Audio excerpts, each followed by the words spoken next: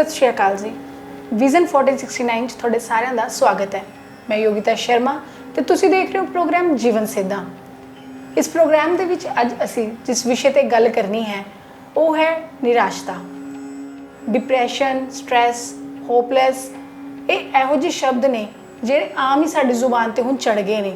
ਇਹੀ ਸਾਰੀ ਚੀਜ਼ਾਂ ਦੇ ਨਾਲ ਅਸੀਂ ਆਪਣੇ ਜੀਵਨ 'ਚ ਅੱਜ ਦੇ ਟਾਈਮ 'ਚ ਜੂਝ ਰਹੇ ਹਾਂ। ਅਸੀਂ ਇਹਨਾਂ ਚੀਜ਼ਾਂ 'ਚ ਪੈ ਤਾਂ ਗਏ ਹਾਂ ਕਿ ਸਾਨੂੰ ਸਟ੍ਰੈਸ ਬਹੁਤ ਜ਼ਿਆਦਾ ਹੋ ਗਿਆ, ਅਸੀਂ ਨਿਰਾਸ਼ ਹੋ ਗਏ, ਹੁਣ ਸਾਡੀ ਜ਼ਿੰਦਗੀ 'ਚ ਬਚਿਆ ਕੁਛ ਨਹੀਂ, ਪਰ ਸਾਨੂੰ ਇਹ ਨਹੀਂ ਪਤਾ ਵੀ ਇਹ ਚੀਜ਼ਾਂ ਤੋਂ ਅਸੀਂ ਬਾਹਰ ਨਿਕਲਣਾ ਕਿਵੇਂ ਹੈ। ਸੋ ਅੱਜ ਦੇ ਇਸ ਪ੍ਰੋਗਰਾਮ ਦੇ ਵਿੱਚ ਅਸੀਂ ਤੁਹਾਨੂੰ ਇਹੀ ਦੱਸਣ ਦੀ ਕੋਸ਼ਿਸ਼ ਕਰਾਂਗੇ ਵੀ ਆਪਣੇ ਆਪ ਨੂੰ ਮੋਟੀਵੇਟ ਕਿੱਦਾਂ ਕੀਤਾ ਜਾਵੇ, ਕਿਸੇ ਐਗਜ਼ਾਮਪਲਸ ਦੇ ਨਾਲ ਆਪਣੇ ਜੀਵਨ ਦੇ ਜਿਹੜੀਆਂ ਚੀਜ਼ਾਂ ਸਾਡੇ ਨਾਲ ਬੀਤ ਚੁੱਕੀਆਂ ਉਹਨਾਂ ਨੂੰ ਸ਼ੇਅਰ ਕਰਕੇ ਵੀ ਆਪਣੇ ਆਪ ਨੂੰ ਮੋਟੀਵੇਟ ਕਰਕੇ ਅਸੀਂ ਯੂ ਟਰਨ ਲੈ ਸਕਦੇ ਹਾਂ, ਅਸੀਂ ਵਾਪਸ ਆਪਣੀ ਜ਼ਿੰਦਗੀ ਨੂੰ ਜੀ ਸਕਦੇ ਹਾਂ। ਸੋ ਇਸੇ ਤੇ ਵਿਚਾਰ ਸਾਂਝੇ ਕਰਨ ਦੇ ਲਈ ਹਮੇਸ਼ਾ ਹੀ ਤਰ੍ਹਾਂ ਸਾਡੇ ਨਾਲ ਡਾਕਟਰ ਗੁਰਦੇਵ ਸਿੰਘ ਜੀ ਮੌਜੂਦ ਨੇ।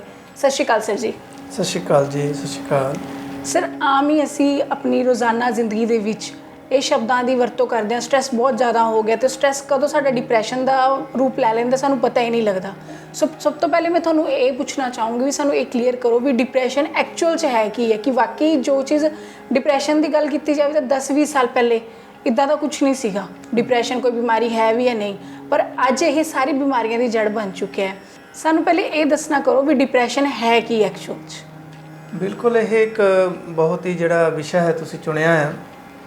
ਅੱਜ ਦੇ ਸਮੇਂ ਦੇ ਵਿੱਚ ਨਿਰਾਸ਼ਤਾ, ਉਦਾਸ ਹੋਣਾ ਆਮ ਹੀ ਹੋ ਗਿਆ ਹੈ। ਡਿਪਰੈਸ਼ਨ ਇੱਕ ਹਰ ਦੂਜੇ ਤੀਜੇ ਬੰਦੇ ਨੂੰ ਡਿਪਰੈਸ਼ਨ ਜਿਹੜਾ ਹੋਇਆ ਹੈ ਅਤੇ ਉਹ ਦਵਾਈ ਖਾ ਰਿਹਾ ਹੈ। ਅਤੇ ਇਹ ਡਿਪਰੈਸ਼ਨ ਦੀ ਜੜ ਕੀ ਹੈ, ਅਸੀਂ ਜੇ ਅੱਜ ਉਹਦੀ ਗੱਲ ਕਰੀਏ ਅਤੇ ਇਸ ਤੋਂ ਪਹਿਲਾਂ ਮੈਂ ਦੱਸਾਂ ਤੁਹਾਨੂੰ ਵੀ ਮੈਂ ਪੜ੍ਹ ਰਿਹਾ ਸੀ ਡਿਪਰੈਸ਼ਨ ਦੇ ਬਾਰੇ, ਅਤੇ ਜਿਹੜੀ WHO ਦੀ ਜਿਹੜੀ ਰਿਪੋਰਟ ਹੈ ਉਹਦੇ ਵਿੱਚ 280 ਮਿਲੀਅਨ ਲੋਕ ਇਸ ਤੋਂ ਜਿਹੜੇ ਪ੍ਰਭਾਵਿਤ ਨੇ ਵਰਲਡ ਵਾਈਡ ਅਪਰੋਕਸੀਮੇਟ। ਹਾਂਜੀ, ਅਤੇ ਦੇਖ ਲਓ ਤੁਸੀਂ ਵੀ ਐਡਾ ਵੱਡਾ ਜਿਹੜਾ ਇੱਕ ਨੰਬਰ ਹੈ ਜਿਹੜੇ ਇਸ ਬਿਮਾਰੀ ਨੂੰ ਕਹਿ ਲਓ ਇਸ ਚੀਜ਼ ਦੇ ਘੇਰੇ ਵਿੱਚ ਆ ਚੁੱਕਿਆ ਹੈ। ਅਤੇ ਬਹੁਤ ਸਾਰੇ ਲੋਕ ਜਿਹੜੇ ਜਿਨ੍ਹਾਂ ਕੋਲ ਪੈਸੇ ਦੀ ਵੀ ਕਮੀ ਨਹੀਂ ਹੈਗੀ, ਸਾਰਾ ਕੁਛ ਹੈ। ਇਹ ਡਿਪਰੈਸ਼ਨ ਕਾਰਨ ਪੈਸੇ ਕਰਕੇ ਵੀ ਬਣਦਾ, ਕਈ ਕਾਰਨ ਹੁੰਦੇ ਨੇ ਇਹਦੇ, ਪਰ ਉਹ ਬੰਦੇ ਸੁਸਾਈਡ ਤੱਕ ਕਰ ਜਾਂਦੇ ਨੇ ਜੀ। ਅਤੇ ਇਹਦਾ ਲਗਭਗ ਸਾਰੇ ਬੰਦਿਆਂ ਨੂੰ ਇਹ ਜਿਹੜਾ ਹੈਗਾ, ਦੇਖੋ ਜਦੋਂ ਪੰਜ ਭੌਤਿਕ ਸਰੀਰ ਆ ਤੁਹਾਡਾ ਨਾ, ਇੱਥੇ ਉਦਾਸੀ ਵੀ ਆਉਣੀ ਹੈ, ਇੱਥੇ ਤੁਹਾਨੂੰ ਖੁਸ਼ੀ ਵੀ ਆਉਣੀ ਹੈ, ਚਿੰਤਾ ਵੀ ਆਉਣੀ ਹੈ, ਸਾਰਾ ਕੁਛ ਆਉਂਦਾ ਇਸ ਸੰਸਾਰ ਦੇ ਵਿੱਚ, ਜਦੋਂ ਜੀਵਨ ਦੇ ਵਿੱਚ ਤੁਸੀਂ ਵਿਚਰਦੇ ਹੋ। ਅਤੇ ਇਹ ਜਦੋਂ ਇੱਕ ਲੰਮੀ ਉਦਾਸੀ ਚਲੇ ਜਾਂਦੀ ਹੈ, ਜਦੋਂ ਲੰਮਾ ਸਮਾਂ ਅਸੀਂ ਇਹਦੇ ਵਿੱਚੋਂ ਵਿਚਰਦੇ ਹਾਂ ਤਾਂ ਉਹ ਇੱਕ ਬਿਮਾਰੀ ਦਾ ਰੂਪ ਧਾਰਨ ਕਰ ਲੈਂਦੇ ਆ। ਤੁਸੀਂ ਕਹਿੰਦੇ ਵੀ, ਤੁਸੀਂ ਕਿਹਾ ਵੀ ਅੱਜ ਤੋਂ 40 ਸਾਲ 50 ਸਾਲ ਪਹਿਲਾਂ ਇਹ ਜਿਹੜੀਆਂ ਚੀਜ਼ਾਂ ਨਹੀਂ ਸੀ, ਪਰ ਮੈਂ ਸੋਚਦਾ ਸਮਝਦਾ ਵੀ ਹੋਣਗੀਆਂ ਉਦੋਂ ਵੀ। ਅਤੇ ਚਿੰਤਾ ਜਿਹੜੀਆਂ ਹੈਗੀ ਹੈ, ਉਦਾਸ ਹੋਣਾ, ਇਹ ਸੁਭਾਅ ਹੈ ਜ਼ਿੰਦਗੀ ਦਾ, ਮਨੁੱਖਾ ਸਰੀਰ ਦਾ। ਅਤੇ ਉਹ ਲੋਕ ਉਹਨਾਂ ਨੂੰ ਇਸ ਤੋਂ ਨਿਕਲਣ ਦਾ ਉਹ ਜਿਹੜਾ ਸੀ ਵੱਲ ਜਾਣਦੇ ਸੀ, ਤਰੀਕਾ ਜਾਣਦੇ, ਯੁਕਤੀ ਜਿਹੜੀ ਉਹ ਜਾਣਦੇ ਸੀ। ਸੋ ਡਿਪਰੈਸ਼ਨ ਜਿਹੜਾ ਹੈ ਇਹਦੇ ਵਿੱਚ ਬੰਦਾ ਆਮ ਹੀ ਚਲੇ ਜਾਂਦਾ। ਕਾਰਨ ਕੀ ਬਣਦੇ ਨੇ ਆਪਾਂ ਜੇ ਇਹਦੀ ਗੱਲ ਕਰੀਏ ਕਿ ਅੱਜ ਦਾ ਜਿਹੜਾ ਸਮਾਂ ਹੈ, ਹੁਣ ਦਾ ਜਿਹੜਾ ਸਮੇਂ ਦੀ, ਜੇ ਆਪਾਂ ਅੱਜ ਦੇ ਸਮੇਂ ਦੀ ਗੱਲ ਕਰੀਏ ਕਿ ਲੋਕ ਜਿਹੜੇ ਹੈਗੇ ਹੈ ਉਹ ਇੱਕ ਦੂਸਰੇ ਦੀ ਜਿਹੜੀ ਸਾਡੀ ਹੈਗੀ ਨਾ, ਪਹਿਲਾਂ ਜਿਹੜੇ ਰਿਸ਼ਤੇ ਸੀ ਉਹਨਾਂ 'ਚ ਵੀ ਕਾਫੀ ਜਿਹੜੀ ਹੈ ਗਿਰਾਵਟ ਆਈ ਹੈ। ਰਿਸ਼ਤੇਦਾਰੀਆਂ ਜਿਹੜੀਆਂ ਨਿਭਾਉਂਦੇ ਆ, ਹੁਣ ਉਹਨਾਂ ਦਾ ਸਿਸਟਮ ਬਦਲ ਗਿਆ। ਪਹਿਲੇ ਜਿਹੜੇ ਰਿਸ਼ਤੇ ਸੀ ਵੀ ਜਿੱਦਾਂ ਕੋਈ ਪੱਗ-ਵੱਟ ਭਰਾ ਵੀ ਬਣਦਾ ਸੀ, ਉਹ ਆਪਣੀ ਜਾਨ ਤੱਕ ਦੇ ਦਿੰਦੇ ਸੀ, ਪਰ ਰਿਸ਼ਤਾ ਨਹੀਂ ਤੋੜਦੇ ਸੀ, ਵਚਨ ਨਹੀਂ ਤੋੜਦੇ ਸੀ ਆਪਣਾ।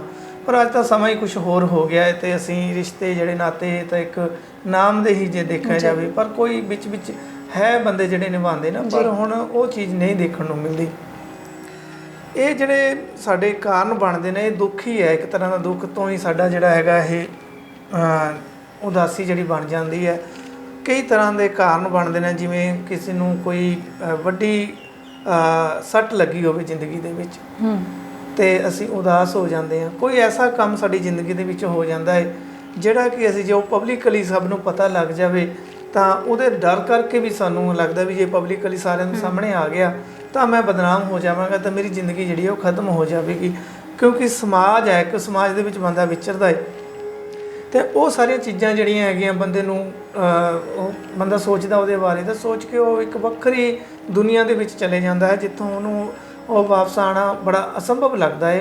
ਅਤੇ ਉਹ ਹੁੰਦਾ ਕੀ ਹੈ ਕਿ ਜਦੋਂ ਅਸੀਂ ਐਸੀ ਦੁਨੀਆ ਚਲੇ ਜਾਂਦੇ ਹਾਂ ਤਾਂ ਆਪਾਂ ਆ ਜਿਹੜਾ ਸਮਾਜਿਕ ਜੀਵਨ ਹੈ ਇਹਦੇ ਨਾਲ ਆਪਣਾ ਨਾਤਾ ਜਿਹਾ ਹੀ ਤੋੜ ਲੈਂਦੇ ਆ। ਸਰ ਫਿਰ ਇੱਥੇ ਇਹ ਕਹਿਣਾ ਠੀਕ ਹੋਏਗਾ ਵੀ ਜਿਵੇਂ ਪਹਿਲੇ ਪੁਰਾਣੇ ਬਜ਼ੁਰਗ ਕਹਿੰਦੇ ਹੁੰਦੇ ਸੀ ਵੀ ਚਿੰਤਾ ਚਿਤਾ ਸਮਾਨ ਹੈ, ਅੱਜ ਉਹ ਗੱਲ ਪ੍ਰੂਵ ਹੋ ਰਹੀ ਹੈ ਕਿ ਲੋਕ ਇੱਕ ਗੱਲ ਨੂੰ ਲੈ ਕੇ ਬਹਿੰਦੇ ਨੇ, ਉਸ ਨੂੰ ਬਸ ਆਪਣੇ ਅੰਦਰ ਸੋਚੀ ਜਾਂਦੇ ਤੇ ਕਿਤੇ ਨਾ ਕਿਤੇ ਉਹ ਸੁਸਾਈਡ ਲੈਵਲ ਤੱਕ ਚੱਲਣਾ ਜਿਹੜੀ ਹੈ। ਦੇਖੋ ਜੀ ਗੁਰਬਾਣੀ 'ਚ ਨਾ ਇੱਕ ਜਿੱਦਾਂ ਗੁਰਮਤਿ ਦੇ ਵਿੱਚ ਹੈਗਾ ਜਾਂ ਆਮ ਹੀ ਆ, ਕਾਮ ਕ੍ਰੋਧ ਲੋਭ ਹੰਕਾਰ 5 ਵਕਾਰ ਹੈ ਜੀ, ਤੇ ਇਹਨਾਂ ਨੂੰ ਤਿਆਗਣਾ ਨਹੀਂ ਕਿਹਾ, ਇਹਨਾਂ ਨੂੰ ਕਾਬੂ ਕਰਨ ਦਾ ਕਿਹਾ ਹੈ। ਇਹਨਾਂ ਦੇ ਬਗੈਰ ਜ਼ਿੰਦਗੀ ਨਹੀਂ ਹੈਗੀ ਹੈ। ਕਾਮ ਨਹੀਂ ਹੈਗਾ ਤਾਂ ਇਹ ਸੰਸਾਰ ਖਤਮ ਹੈ ਜੀ। ਇਹ ਜਿਹੜੇ 5 ਵਕਾਰ ਹੈ, ਕ੍ਰੋਧ ਹੈ, ਜੇ ਕ੍ਰੋਧ ਨਾ ਹੋਵੇ, ਕ੍ਰੋਧ ਦੀ ਵੀ ਜ਼ਰੂਰਤ ਪਈ ਹੈ। ਗੁਰੂ ਸਾਹਿਬ ਜਦੋਂ ਆਪਾਂ ਮੈਦਾਨੇ ਜੰਗ ਵਿੱਚ ਹੁੰਦੇ ਆ ਤਾਂ ਉਦੋਂ ਅਸੀਂ ਕ੍ਰੋਧ ਸਾਡੇ ਲਈ ਸਾਡੇ ਕੋਲ ਚਾਹੀਦਾ, ਸਾਡੇ ਕੋਲ ਹੈ ਨਾ, ਉਹ ਸਾਡਾ ਹਥਿਆਰ ਬਣਦਾ ਹੈ। ਕਈ ਵਾਰੀ ਅਸੀਂ ਆਪਸ ਵਿੱਚ ਗੁੱਸੇ ਹੋ ਜਾਂਦੇ ਹਾਂ ਜਾਂ ਕਈ ਕੰਮਕਾਰ ਕਰਦੇ ਹਾਂ ਤਾਂ ਉਹਦੇ ਗੁੱਸੇ 'ਚ ਅਸੀਂ ਕੰਮ ਬੜਾ ਘਰ ਦਾ ਕਰ ਦਿੰਦੇ ਹਾਂ, ਇੰਨਾ ਕੰਮ ਕਰ ਦਿੰਦੇ ਆ ਵੀ ਅਸੀਂ 3-4 ਦਿਨਾਂ ਦਾ ਕੰਮ ਇੱਕ ਦਿਨ 'ਚ ਮੁਕਾ ਦਿੰਦੇ ਹਾਂ। ਜਦੋਂ ਅਸੀਂ ਅਵੇਸਲੇ ਹੋ ਜਾਂਦੇ ਹਾਂ ਇੱਕ ਦੂਸਰੇ ਨੂੰ ਕੋਈ ਗੱਲ ਨਹੀਂ ਤਾਂ ਕੰਮ ਵੀ ਰਹਿ ਜਾਂਦਾ। ਕੁਛ ਹੱਦ ਤੱਕ ਇਹ ਚੀਜ਼ਾਂ ਦਾ ਸਾਡੀ ਜ਼ਿੰਦਗੀ ਦੇ ਵਿੱਚ ਜਿਹੜਾ ਹੈਗਾ ਯੋਗਦਾਨ ਹੈ। ਜਦੋਂ ਇਹ ਵੱਧ ਜਾਂਦਾ ਹੈ ਤਾਂ ਇਹ ਨੁਕਸਾਨਦਾਰ, ਕੋਈ ਵੀ ਚੀਜ਼ ਹੈ ਵੱਧ ਬੋਲੀਏ ਉਹ ਵੀ ਹਾਨੀਕਾਰਕ ਹੈ, ਜੇ ਆਪਾਂ ਵੱਧ ਖਾ ਲਈਏ ਉਹ ਵੀ ਹਾਨੀਕਾਰਕ ਹੈ। ਕੋਈ ਵੀ ਕੰਮ ਹੈ, ਕ੍ਰੋਧ ਹੈ, ਲੋਭ ਹੈ, ਹੰਕਾਰ ਹੈ, ਮੋਹ ਹੈ, ਕਾਮ ਹੈ, ਇਹ ਜਦੋਂ ਵੱਧ ਜਾਂਦਾ ਹੈ ਆਪਣੇ ਦਰਜੇ ਤੋਂ ਬਾਅਦ ਉਦੋਂ ਇਹ ਨੁਕਸਾਨ ਕਰਦਾ ਹੈ। ਇਸੇ ਤਰ੍ਹਾਂ ਜਦੋਂ ਡਿਪਰੈਸ਼ਨ, ਚਿੰਤਾ, ਜਿਹੜੀ ਚਿਤਾ ਸਮਾਨ ਕਿਹਾ ਤੁਸੀਂ ਵੀ, ਉਹ ਜਦੋਂ ਚਿੰਤਨ ਬੜਾ ਜ਼ਰੂਰੀ ਹੈ, ਬਹੁਤ ਜ਼ਰੂਰੀ ਹੈ ਚਿੰਤਨ ਕਰਨਾ। ਤੇ ਇਹ ਚਿੰਤਨ ਜਿਹੜਾ ਹੈਗਾ ਜਦੋਂ ਅਸੀਂ ਕਰਦੇ ਹਾਂ ਉਹਦਾ ਇਹ ਬੈਲੈਂਸ ਤਾਂ ਹੀ ਬਣਦਾ ਹੈ। ਅਸੀਂ ਕੋਈ ਚੀਜ਼ ਨੂੰ ਖਰੀਦਣਾ ਤਾਂ ਸਾਨੂੰ ਹੋਣਾ ਚਾਹੀਦਾ ਵੀ ਸਾਡੇ ਕੋਲ ਯਾਰ ਇੰਨਾ ਪੈਸਾ ਹੈ ਤੇ ਅਸੀਂ ਕੋਈ ਚੀਜ਼ ਖਰੀਦਣੀ ਹੈ, ਤੇ ਜੇ ਅਸੀਂ ਇਹ ਜ਼ਿਆਦਾ ਪੈਸੇ ਲਾ ਦਾਂਗੇ ਤਾਂ ਸਾਨੂੰ ਇਹ ਚਿੰਤਾ ਹੋ ਸਕਦੀ ਹੈ। ਇਹ ਸਾਡਾ ਉਹ ਚਿੰਤਨ ਸਾਨੂੰ ਅੱਜ ਬੜਾ ਜ਼ਰੂਰੀ ਹੈ, ਕਰਨਾ ਚਾਹੀਦਾ ਵੀ ਚਿੰਤਾ ਤੋਂ ਘਬਰਾਉਣਾ ਨਹੀਂ ਹੈਗਾ। ਪਰ ਜੇ ਚਿੰਤਾ ਜ਼ਿਆਦਾ ਨਹੀਂ ਕਰਨੀ, ਹਰ ਚੀਜ਼ ਤੇ ਚਿੰਤਾ ਕਰੀ ਜਾਣੀ ਹੈ ਨਾ, ਤਾਂ ਉਹ ਡਿਪਰੈਸ਼ਨ ਦਾ ਜਿਹੜਾ ਸਾਡਾ ਕਾਰਨ ਬਣ ਜਾਂਦੀ ਹੈ। ਜੇ ਆਪਾਂ ਆਪਣੀ ਜ਼ਿੰਦਗੀ ਨੂੰ ਦੇਖੀਏ, ਸਾਡੇ 'ਚ ਵੀ ਕਈ ਵਾਰ ਇਹੋ ਜਿਹੇ ਜਿਹੜੇ ਬਣੇ ਨੇ, ਕਈ ਤਰ੍ਹਾਂ ਦੀਆਂ ਇਹੋ ਜਿਹੀਆਂ ਅਵਸਥਾਵਾਂ ਬਣ ਗਈਆਂ ਕਿ ਅਸੀਂ ਬਹੁਤ ਜ਼ਿਆਦਾ ਉਦਾਸ ਹੋ ਗਏ। ਜਦੋਂ ਬੰਦਾ ਜ਼ਿਆਦਾ ਉਦਾਸ ਹੁੰਦਾ, ਕੋਈ ਸਾਡਾ ਚੰਗਾ ਨੇੜੇ ਵਾਲਾ ਬੰਦਾ ਸਾਡੇ ਤੋਂ ਵਿਛੜ ਜਾਂਦਾ ਹੈ, ਸੰਸਾਰ ਤੋਂ ਚਲੇ ਜਾਂਦਾ ਹੈ, ਜਾਂ ਕੋਈ ਸਾਡਾ ਪਿਆਰ ਕਰਨ ਵਾਲਾ ਬੰਦਾ ਸਾਡੇ ਤੋਂ ਦੂਰ ਹੋ ਜਾਂਦਾ, ਤਾਂ ਉਦੋਂ ਸਾਨੂੰ ਲੱਗਦਾ ਵੀ ਸਾਡੀ ਜ਼ਿੰਦਗੀ ਜਿਹੜੀ ਹੈ ਬਿਲਕੁਲ ਤਬਾਹ ਹੋ ਗਈ ਹੈ। ਅਸੀਂ ਕੰਧਾਂ ਨਾਲ ਸਿਰ ਮਾਰਨ ਤੱਕ ਜਾਂਦਾ, ਬੰਦਾ ਰੋਂਦਾ ਹੈ, ਆਪਣੇ ਸਾਰਿਆਂ ਦੇ ਸਾਹਮਣੇ ਨਹੀਂ ਰੋ ਸਕਦਾ ਤੇ ਪਰ ਉਹ ਇਕੱਲਾ ਰੋਂਦਾ ਹੈ ਨਾ। ਤਾਂ ਉਸ ਪਿਆਰੇ ਦੀ ਯਾਦ ਦੇ ਵਿੱਚ, ਜਾਂ ਅਸੀਂ ਕੋਈ ਐਸਾ ਨੁਕਸਾਨ ਸਾਡਾ ਹੋ ਜਾਂਦਾ ਹੈ ਵੀ ਅਸੀਂ ਕਿਸੇ ਨੂੰ ਦੱਸ ਵੀ ਨਹੀਂ ਸਕਦੇ, ਤਾਂ ਪਰ ਉਹਦੀ ਪੂਰਤੀ ਵੀ ਨਹੀਂ ਹੋ ਸਕਦੀ। ਤੇ ਕਈ ਵਾਰੀ ਸਾਨੂੰ ਕੋਈ ਐਸੀ ਗੱਲ ਕਰ ਦਿੰਦਾ ਹੈ ਜਿਹਦੇ ਤੋਂ ਸਾਨੂੰ ਇਹ ਆਸ ਨਹੀਂ ਹੁੰਦੀ, ਜਿੰਨਾ ਅਸੀਂ ਬਹੁਤ ਜ਼ਿਆਦਾ ਜਿਹਦਾ ਕੀਤਾ ਹੁੰਦਾ ਹੈ, ਪਰ ਉਹ ਸਾਨੂੰ ਕੋਈ ਐਸੀ ਮਾੜੀ ਗੱਲ ਕਹਿ ਦਿੰਦਾ ਹੈ ਤੇ ਉਹ ਸਾਨੂੰ ਠੇਸ ਪਹੁੰਚਾ ਜਾਂਦੀ ਹੈ। ਤੇ ਅਸੀਂ ਫਿਰ ਇਸ ਚਿੰਤਾ ਦੇ ਵਿੱਚ ਚਲੇ ਜਾਂਦੇ। ਸਾਨੂੰ ਇੱਕ ਇੰਨੀ ਸੱਟ ਵੱਜਦੀ ਆ, ਉਹ ਦਿਮਾਗ 'ਤੇ ਸੱਟ ਵੱਜਦੀ ਹੈ ਕਿ ਬੰਦਾ ਨਾ ਚਾਹੁੰਦੇ ਹੋਏ ਵੀ ਐਸੀ ਅਵਸਥਾ 'ਚ ਚਲੇ ਜਾਂਦਾ ਜਿਹਦਾ ਵੀ ਕੋਈ ਫਿਰ ਇਲਾਜ ਹੋਣਾ ਜਿਹੜਾ ਇੱਕ ਤਰ੍ਹਾਂ ਦਾ ਅਸੰਭਵ ਹੋ ਜਾਂਦਾ ਹੈ। ਪਰ ਜੇ ਕਹਿੰਦੇ ਨਾ ਇਹਨਾਂ ਚੀਜ਼ਾਂ ਤਾਂ ਨਿਕਲਿਆ ਜਾ ਸਕਦਾ ਹੈ, ਬੜੇ ਲੋਕ ਨਿਕਲਦੇ ਆ, ਪਰ ਕੋਈ ਇਹਦੀ ਲਪੇਟ ਦੇ ਵਿੱਚ ਜਿਹੜੇ ਉਹ ਆ ਜਾਂਦੇ ਨੇ ਤੇ ਉਹ ਇੱਥੇ ਤੱਕ ਚਲੇ ਜਾਂਦੇ ਵੀ ਸੁਸਾਈਡ ਕਰ ਲੈਂਦੇ ਨੇ। ਤੇ ਹੁਣ ਜੇ ਮੈਂ ਆਪਣੀ ਜ਼ਿੰਦਗੀ ਦੀ ਇੱਕ ਗੱਲ ਕਰਾਂ ਤੇ ਮੈਂ ਆਪਣੀ ਮਾਤਾ ਦੀ ਗੱਲ ਕਰਦਾ। ਅਸੀਂ 4 ਭਰਾ, ਇੱਕ ਮੇਰੀ ਭੈਣ, 5 ਬੱਚਿਆਂ ਨੂੰ ਉਹਨਾਂ ਨੇ ਪਾਲਿਆ ਹੈ ਜੀ। ਸਾਰੇ ਇੱਕ ਨਾ ਉਹਨਾਂ ਦੀ ਨਣਦ, ਨਾ ਕੋਈ ਜਠਾਣੀ, ਨਾ ਦਰਾਣੀ, ਇਕੱਲੇ ਹੀ ਨੇ ਘਰ ਨੂੰ ਸੰਭਾਲਿਆ। ਚੰਗਾ ਪਰਿਵਾਰ ਸੀ, ਪ੍ਰਫੁੱਲਤ ਪਰਿਵਾਰ, ਤੇ ਜ਼ਿਮੀਂਦਾਰਾ ਕੰਮ ਸਾਡਾ, ਤੇ ਕਦੀ ਵੀ ਉਹਨਾਂ ਨੇ ਮੱਥੇ ਵੱਟ ਨਹੀਂ ਪਾਇਆ ਔਰ ਸਾਰੇ ਕੰਮ ਨੂੰ ਬੜੇ ਸਿਸਟਮ ਨਾਲ ਕੀਤਾ ਹੋਇਆ ਸੀ ਉਹਨਾਂ ਨੇ। ਤੇ 2012 ਦੇ ਵਿੱਚ ਕੋਈ ਉਹਨਾਂ ਨੂੰ ਐਸੀ ਸੱਟ ਵੱਜਦੀ ਹੈ। ਜਦੋਂ ਹੁਣ ਐਨਾਲਾਈਜ਼ ਕਰੀਦਾ ਵੀ ਕੀ ਗੱਲ ਹੋਈ ਹੋਏਗੀ, ਕਿਉਂਕਿ ਡਾਕਟਰਾਂ ਕੋਲ ਜਦੋਂ ਜਾਂਦੇ ਸੀ ਉਹ ਹਰ ਇੱਕ ਚੀਜ਼ ਪੁੱਛਦੇ ਨੇ ਵੀ ਤੁਹਾਨੂੰ ਕੀ ਹੋਇਆ, ਕਿਵੇਂ ਹੋਇਆ, ਸਾਰੀ ਕਹਾਣੀ ਉਹ ਪੁੱਛਦੇ ਨੇ, ਕਰਦੇ ਨੇ। ਹੁਣ ਮਾਤਾ ਮੇਰੇ ਇੱਕਦਮ ਸ਼ਾਂਤ ਹੋ ਗਏ, ਕੋਈ ਗੱਲ ਨਹੀਂ, ਕੁਛ ਨਹੀਂ, ਕੀ ਹੋਇਆ ਮੰਮੀ, ਕੁਛ ਨਹੀਂ ਹੋਇਆ, ਦੱਸਦੇ ਨਹੀਂ। ਪਰ ਜਦੋਂ ਗੱਲ ਕਰਦੇ ਹੋ ਡਾਕਟਰ ਕਹਿੰਦੇ ਵੀ ਇਹ ਡਿਪਰੈਸ਼ਨ ਇਹਨਾਂ ਨੂੰ ਹੋ ਗਿਆ ਹੈ। ਕੀ ਗੱਲ ਹੋਈ ਹੈ, ਅਸੀਂ ਘਰ 'ਚ ਕੋਈ ਗੱਲ ਹੋਈ ਹੈ ਜਾਂ ਕਿੱਦਾਂ? ਮੈਂ ਬੜਾ ਪੁੱਛਿਆ ਉਹਨਾਂ ਨੂੰ, ਆਪ ਹੀ ਪੁੱਛਦਾ ਵੀ ਮਾਤਾ ਨੂੰ ਕਈ ਵਾਰੀ ਪੁੱਛਿਆ ਵੀ ਤੁਹਾਨੂੰ ਕਿਸੇ ਨੇ ਕਿਹਾ, ਪਾਪਾ ਨੇ ਕੁਛ ਕਿਹਾ, ਜਾਂ ਮੇਰੀਆਂ ਜਿਹੜੇ ਭਰਜਾਈਆਂ ਉਹਨਾਂ ਵੱਲੋਂ ਕੋਈ ਗੱਲ ਹੋਈ ਹੈ? ਕੁਛ ਨਹੀਂ, ਕਿਸੇ ਨੇ ਕੁਛ ਨਹੀਂ ਕਿਹਾ। ਫਿਰ ਜਦੋਂ ਐਨਾਲਾਈਜ਼ ਕੀਤਾ ਵੀ 2011 ਦੇ ਵਿੱਚ ਮੇਰੀ ਸਿਸਟਰ ਦਾ ਜਿਹੜਾ ਹੈ ਉਹ ਮੰਗਣਾ ਹੋਇਆ ਸੀ, ਹੈ ਨਾ, ਤੇ ਉਸ ਤੋਂ ਬਾਅਦ ਉਹ ਰਿਸ਼ਤਾ ਕੋਈ ਕਾਰਨ ਐਸਾ ਬਣਿਆ ਕਿ ਉਹ ਟੁੱਟ ਗਿਆ। ਕਾਰਨ ਜਿਹੜਾ ਕਿਤੇ ਨਾ ਕਿਤੇ ਮਾਤਾ ਆਪਣੇ ਆਪ ਨੂੰ ਸਮਝਦੇ ਸੀ। ਤਾਂ ਉਸ ਤੋਂ ਬਾਅਦ ਮੇਰਾ ਜਿਹੜਾ ਹੈਗਾ, ਮੇਰੀ ਸਿਸਟਰ ਮੇਰੇ ਤੋਂ ਛੋਟੇ ਸੀ ਪਰ ਮੇਰਾ ਰਿਸ਼ਤਾ ਹੋ ਜਾਂਦਾ ਪਲੱਸ 2012 ਦੇ ਵਿੱਚ। ਤੇ ਮਾਤਾ ਨੂੰ ਇਹ ਸ਼ਾਇਦ ਇਹ ਲੱਗਦਾ ਵੀ ਇਹ ਬੱਚਾ ਸੀ ਜਿਹੜਾ ਮੈਨੂੰ ਹੈ ਵੀ ਜੇ ਵਿਆਹ ਤੋਂ ਬਾਅਦ ਤਾਂ ਮੇਰੇ ਹੱਥਾਂ ਚੋਂ ਨਿਕਲ ਜਾਏਗਾ ਜਾਂ ਕਿਵੇਂ ਵੀ ਕਰਕੇ ਵੀ ਕੁੜੀ ਦਾ ਵਿਆਹ ਪਹਿਲਾਂ ਹੋਣਾ ਚਾਹੀਦਾ ਸੀ। ਉਹ ਮੈਨੂੰ ਲੱਗਦਾ, ਮੈਨੂੰ ਅੱਜ ਰਿਅਲਾਈਜ਼ ਹੁੰਦਾ ਜਾਂ ਕਿੱਦਾਂ ਵੀ ਇੱਦਾਂ ਬਾਅਦ 'ਚ ਮੈਂ ਸੋਚਿਆ ਵੀ ਸ਼ਾਇਦ ਉਹਨਾਂ ਨੂੰ ਇਹ ਵੀ ਗੱਲ ਹੋਵੇ। ਅਸੀਂ ਫਿਰ 13 ਦੇ ਵਿੱਚ ਮੇਰਾ ਛੋਟੇ ਬ੍ਰਦਰ ਦਾ ਤੇ ਉਹਦਾ ਕੁੜੀ ਦਾ ਹੀ ਇਕੱਠਿਆਂ ਦਾ ਵਿਆਹ ਵੀ ਕਰ ਦਿੱਤਾ, ਪਰ ਉਹ ਡਿਪਰੈਸ਼ਨ 'ਚ ਜਿਹੜੇ ਚਲੇ ਗਏ ਉਸ ਟਾਈਮ ਮੈਨੂੰ ਲੱਗਦਾ ਵੀ ਇਸ ਘਟਨਾ ਕਾਰਨ ਵੀ ਕੁੜੀ ਦਾ ਜਿਹੜਾ ਮੰਗਣਾ ਟੁੱਟਿਆ ਸੀ ਤੇ ਉਹਨਾਂ ਨੂੰ ਸੱਟ ਵੱਜੀ ਤਾਂ ਉਹ ਨਿਕਲੇ ਨਹੀਂ ਹੈਗੇ। 2013 ਤੇ 14 ਦੇ ਵਿੱਚ ਮੈਂ 13 'ਚ ਜਾਣਾ ਸੀ ਕੈਨੇਡਾ, ਤਾਂ ਮੈਂ ਉਦੋਂ ਮਾਤਾ ਦਾ ਹਾਲ ਇੰਨਾ ਹੋ ਗਿਆ ਸੀ, ਸੁੱਕ ਗਏ ਸੀ ਤੇ ਮੈਨੂੰ ਇਹ ਲੱਗਦਾ ਸੀ ਕਿ ਸ਼ਾਇਦ ਹੀ ਮੈਂ ਮਾਤਾ ਦੇ 6 ਮਹੀਨੇ ਬਾਅਦ ਦਰਸ਼ਨ ਕਰਾਂਗਾ। ਮਤਲਬ ਇਸ ਐਸੀ ਅਵਸਥਾ ਜਿਹੜੀ ਉਹਨਾਂ ਦੀ ਬਣ ਚੁੱਕੀ ਸੀ। ਫਿਰ ਕਿੱਦਾਂ ਉਹ ਬਾਹਰ ਕਿਵੇਂ ਆਏ ਕਿ ਉਹ ਬਾਹਰ ਆ ਸਕੇ ਨੇ ਜਾਂ ਨਹੀਂ ਆ ਸਕੇ ਹੁਣ ਤੱਕ? ਹਾਂ, ਉਹ ਮਾਤਾ ਮੇਰੇ ਹੁਣ ਠੀਕ ਨੇ, ਕਾਫੀ ਹੱਦ ਤੱਕ ਠੀਕ ਨੇ। ਕਿਵੇਂ ਬਾਹਰ ਆਏ ਉਹ ਇੱਕ ਲੰਮਾ ਪ੍ਰੋਸੈਸ ਹੈ। ਦੇਖੋ 14 'ਚ ਮੈਂ 13 'ਚ ਜਾਂਦਾ, ਫਿਰ 14 'ਚ ਮੈਂ ਇੱਥੇ ਰਹਿੰਦਾ, 14 ਤੋਂ ਲੈ ਕੇ 15 'ਚ ਫਿਰ ਮੈਂ ਕੈਨੇਡਾ ਜਾਂਦਾ। 16 ਦੇ ਵਿੱਚ ਜਦੋਂ ਮੈਂ ਵਾਪਸੀ ਕੈਨੇਡਾ 'ਚੋਂ ਆਉਂਦਾ ਤਾਂ 16 ਤੋਂ 18 ਦੇ ਵਿੱਚ ਮਾਤਾ ਮੇਰੇ ਜਿਹੜੇ ਹੈਗੇ ਆ ਉਹ ਅਸੀਂ ਪਟਿਆਲੇ ਰਹਿੰਦੇ ਸੀ ਤੇ ਉੱਥੇ ਉਹਨਾਂ ਦਾ ਬੜਾ ਇਲਾਜ ਕਰਾਇਆ। ਉੱਥੇ ਪਟਿਆਲੇ ਵਿੱਚ ਬੜਾ ਇਲਾਜ ਕਰਾਇਆ। ਉੱਥੇ ਡਾਕਟਰ ਧਾਲੀਵਾਲ ਸੀ ਤੇ ਹੋਮੋਪੈਥਿਕ ਦੀ ਦਵਾਈ ਤੇ ਚੰਡੀਗੜ੍ਹ PGI ਤੋਂ ਮੈਂ ਉਹਨਾਂ ਦੀ ਦਵਾਈ ਮਤਲਬ ਲਗਾਤਾਰ 2012-13 ਤੋਂ ਹੀ ਲੈ ਰਹੇ ਸੀ ਆਪਾਂ। ਕੋਈ ਉਹ ਇੱਕ ਦਵਾਈ ਜਿਹੜੀ ਦਿੰਦੇ ਆ ਦਿਮਾਗ ਨੂੰ ਸੁੰਨ ਕਰਨ ਵਾਲੀ, ਨੀਂਦ ਜੀ ਆਈ ਰਹਿੰਦੀ ਆ ਬੰਦੇ ਨੂੰ, ਹੈ ਨਾ। ਤਾਂ ਮਤਲਬ ਕਹਿਣ ਦਾ ਭਾਵ ਵੀ ਉਹ ਇਹੀ ਕਰਦੇ ਨੇ ਵੀ ਬੰਦੇ ਦਾ ਦਿਮਾਗ ਸ਼ਾਂਤ ਰਹੇ, ਸੋਚੇ ਨਾ ਕੁਛ ਜੀ। ਤੇ ਪਰ ਉਹ ਅਸਰ ਜਿਹਾ ਕੋਈ ਦਿਖ ਨਹੀਂ ਰਿਹਾ ਸੀ ਤੇ ਉਹ ਵਾਰ-ਵਾਰ ਇਹੀ ਕਹਿੰਦੇ ਵੀ ਡਾਕਟਰ ਇਹੀ ਕਹਿੰਦੇ ਸੀ ਵੀ ਇਹਨਾਂ ਨੂੰ ਬਿਜ਼ੀ ਰੱਖੋ, ਇਹਨਾਂ ਨੂੰ ਛੋਟੇ-ਛੋਟੇ ਕੰਮ ਕਰਾਓ, ਇਹਨਾਂ ਨਾਲ ਗੱਲ ਕਰੋ।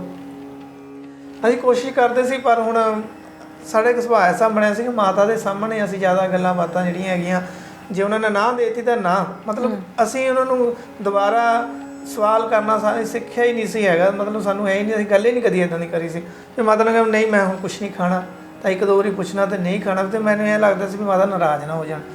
ਸੋ ਮੇਰਾ ਛੋਟਾ ਬੇਟਾ, ਮੇਰਾ ਬੇਟਾ ਸੀ ਉਦੋਂ ਛੋਟਾ ਜਿਹਾ, ਤੇ ਵੱਡਾ ਜਿਹੜਾ ਸਤਿਗੁਰਸ਼ਾਨ ਸਿੰਘ ਉਦੋਂ 2.5 ਸਾਲਾਂ ਦਾ ਸੀ ਤੇ ਉਹਨੇ 2.5-3 ਸਾਲਾਂ ਦਾ ਸੀ ਉਹਨੇ ਮਾਤਾ ਨੂੰ ਠੀਕ ਕੀਤਾ ਜੇ ਮੈਂ ਦੇਖਿਆ ਜਾਵੇ।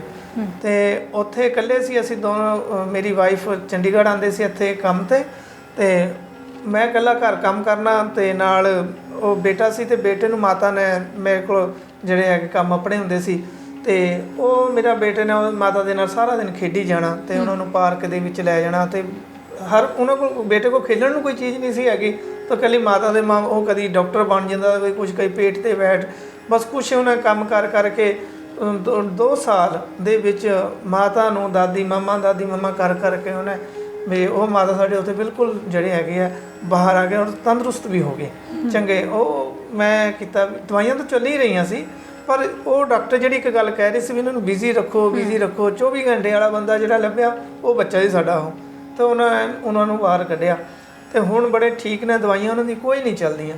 ਪਰ ਐਸੀ ਹਾਲਤ ਸੀ, ਮੈਂ ਤੁਹਾਨੂੰ ਦੇਖਿਆ ਵੀ ਦੱਸਿਆ ਵੀ ਸਾਨੂੰ ਇਹ ਲੱਗਦਾ ਸੀ ਵੀ ਅੱਜ ਹੈ ਜਦ ਨਹੀਂ। ਸਰ ਤੁਸੀਂ ਕਦੀ ਆਪਣੀ ਲਾਈਫ 'ਚ ਇਹ ਚੀਜ਼ ਨੂੰ ਮਤਲਬ ਜਿਹੜੀ ਇਹ ਅਵਸਥਾ ਹੈ ਨਾ ਸਰ, ਡਿਪਰੈਸ਼ਨ ਵਾਲੀ ਜਿਹੜਾ ਟਾਈਮ ਰਹਿੰਦਾ ਹੈ, ਇਹ ਚਲੋ ਮੈਂ ਤਾਂ ਕਦੀ ਨਹੀਂ ਹੁਣ ਤੱਕ ਟੱਚਵੁੱਡ ਨਹੀਂ ਹੁਣ ਤੱਕ ਸਾਡੀ ਜ਼ਿੰਦਗੀ 'ਚੋਂ ਮੋੜ ਆਇਆ, ਪਰ ਕੀ ਤੁਹਾਡੀ ਜ਼ਿੰਦਗੀ, ਤੁਹਾਡੀ ਏਜ ਹੈ 40 ਦੇ ਕਰੀਬ ਦੇ ਤੁਸੀਂ ਹੈਗੇ ਹੋ, ਕਿ ਤੁਹਾਡੀ ਜ਼ਿੰਦਗੀ 'ਚ ਕਦੀ ਇਹ ਤੁਸੀਂ ਮਹਿਸੂਸ ਕਰੇ ਕਿ ਸਮਾਂ ਹੁੰਦਾ ਕਿੱਦਾਂ ਦਾ, ਕੀ ਸੋਚਦੇ ਹਾਂ ਅਸੀਂ ਕੀ ਨਹੀਂ ਸੋਚਦੇ, ਕਿਸ ਲੈਵਲ ਤੱਕ ਤੁਸੀਂ ਸੋਚਿਆ ਵੀ ਮੈਂ ਜਾ ਸਕਦਾ ਸੀ? ਹਾਂ ਬਿਲਕੁਲ ਮੇਰੀ ਜ਼ਿੰਦਗੀ ਦੇ ਵਿੱਚ ਆਇਆ। ਮੈਂ +2 ਦਾ ਜਦੋਂ ਮੈਂ ਪੜ੍ਹਦਾ ਰਿਹਾ ਸੀ ਤੇ +2 'ਚ ਮੇਰੀ ਰੀਪੇਅਰ ਆ ਗਈ ਮੈਥ ਦੀ। ਇਹ ਕਿਸੇ ਨੂੰ ਨਹੀਂ ਪਤਾ, ਰੀਪੇਅਰ ਦਾ ਤਾਂ ਪਤਾ, ਮਤਲਬ ਮੇਰਾ ਇਹ ਜਿਹੜਾ ਬਣਿਆ ਹਾਲ, ਸਕੂਲ ਦੇ ਵਿੱਚ ਚੰਗਾ ਸਟੂਡੈਂਟ ਗਿਣਿਆ ਜਾਂਦੇ ਸੀ ਅਸੀਂ, ਚੰਗੇ ਸਟੂਡੈਂਟ ਕੀ ਮਤਲਬ ਉਸ ਸਾਡਾ ਰਿਜ਼ਲਟ ਇੰਨਾ ਮਾੜਾ ਸੀ ਉਦੋਂ ਤੇ ਵੀ ਅਸੀਂ 70-80 ਦੇ ਲਾਗੇ ਬੱਚੇ ਸੀ, 70-80 ਬੱਚਿਆਂ 'ਚੋਂ 40 ਦੇ ਲਾਗੇ 45 ਦੇ ਲਾਗੇ ਮੁੰਡੇ ਸੀ ਜਿਨ੍ਹਾਂ 'ਚੋਂ ਇੱਕ ਮੁੰਡਾ ਪਾਸ ਹੋਇਆ, ਆਦਰਸ਼ ਕੁਮਾਰ ਜੀ, ਤੇ ਬਾਕੀ ਸਾਰਿਆਂ ਦੀ ਰੀਪੇਅਰ ਤੇ ਜਾਂ ਫੇਲ। ਤੇ ਉਹਦੇ ਵਿੱਚ ਕੀ ਹੋਇਆ ਕਿ ਆਦਰਸ਼ ਨੇ ਵੀ ਮੈਥ ਨਹੀਂ ਸੀ ਰੱਖਿਆ ਤੇ ਉਹ ਪਾਸ ਹੋ ਗਿਆ, ਬਾਕੀ ਜਿਹੜੇ ਸੀ ਜਿਨ੍ਹਾਂ ਨੂੰ ਰੀਪੇਅਰ ਆਈ ਉਹਨਾਂ ਨੇ ਮੈਥ ਰੱਖਿਆ ਸੀ, ਜਿਨ੍ਹਾਂ ਦੇ ਰੀਪੇਅਰ ਆ ਗਈਆਂ ਤੇ ਰਿਜ਼ਲਟ ਇੰਨਾ ਮਾੜਾ ਸੀ। ਅਸੀਂ ਉਹ ਬੱਚੇ ਸੀ ਉਹਨਾਂ ਬੱਚੇ ਗਿਣੇ ਜਾਂਦੇ ਸੀ ਵੀ ਜਿਹੜੇ 4 ਬੰਦਿਆਂ ਨੂੰ ਗਾਂ ਕਹਿੰਦੇ ਵੀ ਤੂੰ ਯਾਰ ਪਾਸ ਇਸ ਤਰ੍ਹਾਂ ਹੋਏਗਾ, ਤੂੰ ਆਹ ਸਵਾਲ ਯਾਦ ਕਰ ਲੈ, ਜਾਂ ਮੁੰਡੇ ਕਹਿੰਦੇ ਹੁੰਦੇ ਸੀ ਯਾਰ ਸਾਨੂੰ ਦੱਸ ਦੇ ਵੀ ਅਸੀਂ ਕਿਹੜੇ ਸਵਾਲ ਯਾਦ ਕਰੀਏ ਤਾਂ ਕਿ ਅਸੀਂ ਕੱਲ੍ਹ ਨੂੰ ਉਹੀ ਕਰੀਏ, ਜ਼ਿਆਦਾ ਵੱਡੀ ਕਿਤਾਬ ਨਾ ਪੜ੍ਹੀਏ, ਹੈ ਨਾ, ਸਾਨੂੰ ਮੇਨ ਮਤਲਬ ਦੂਜਿਆਂ ਨੂੰ ਤੁਸੀਂ ਗਾਈਡ ਕਰਨ ਵਾਲੇ ਸੀਗੇ, ਪਾਸ ਹੋਣ ਜੋਗੇ ਨੰਬਰ ਅਸੀਂ ਲੈ ਲਈਏ। ਤੇ ਉਹ ਇੱਕਦਮ ਮਨ ਤੇ ਲੱਗੀ ਵੀ ਯਾਰ ਕਿਸ ਮੂੰਹ ਲੈ ਕੇ ਅਸੀਂ ਉਹਨਾਂ ਨੂੰ ਮਿਲਾਂਗੇ ਜਾ ਕੇ ਬੰਦਿਆਂ ਨੂੰ, ਹੈ ਨਾ। ਤੇ ਉਹ ਵੀ ਹਾਸਿਆਂ ਕਰਨਗੇ, ਲੋਕ ਕੀ ਸੋਚਣਗੇ, ਯਾਰ ਸਾਡੇ ਸਕੂਲ ਜਾਣ ਨੂੰ ਮਨ ਨਾ ਕਰੇ ਵੀ ਸਾਡਾ ਟੀਚਰ ਕੀ ਕਹਿਣਗੇ, ਯਾਰ ਆਹ ਬੱਚਿਆਂ ਦੀ ਰੀਪੇਅਰ ਫੇਲ ਹੋ ਗਏ, ਫੇਲ ਹੋਣ ਵਾਲਾ ਰੀਪੇਅਰ ਆ ਗਈ, ਫੇਲ ਹੋਣ ਵਾਲਾ ਇੱਕ ਬਰਾਬਰ ਕੰਮ। ਜ਼ਿੰਦਗੀ ਜੀ ਖਤਮ ਹੋਈ ਲੱਗੇ। ਇੰਨੀ ਮਿਹਨਤ ਮੈਂ ਪਿਛਲੇ ਐਪੀਸੋਡ ਦੇ ਵਿੱਚ ਤੁਹਾਨੂੰ ਦੱਸਿਆ ਵੀ ਸੀ ਵੀ ਕਿੰਨੀ ਮਿਹਨਤ ਮੈਂ ਪੜ੍ਹਨ 'ਚ ਕੀਤੀ ਹੈ।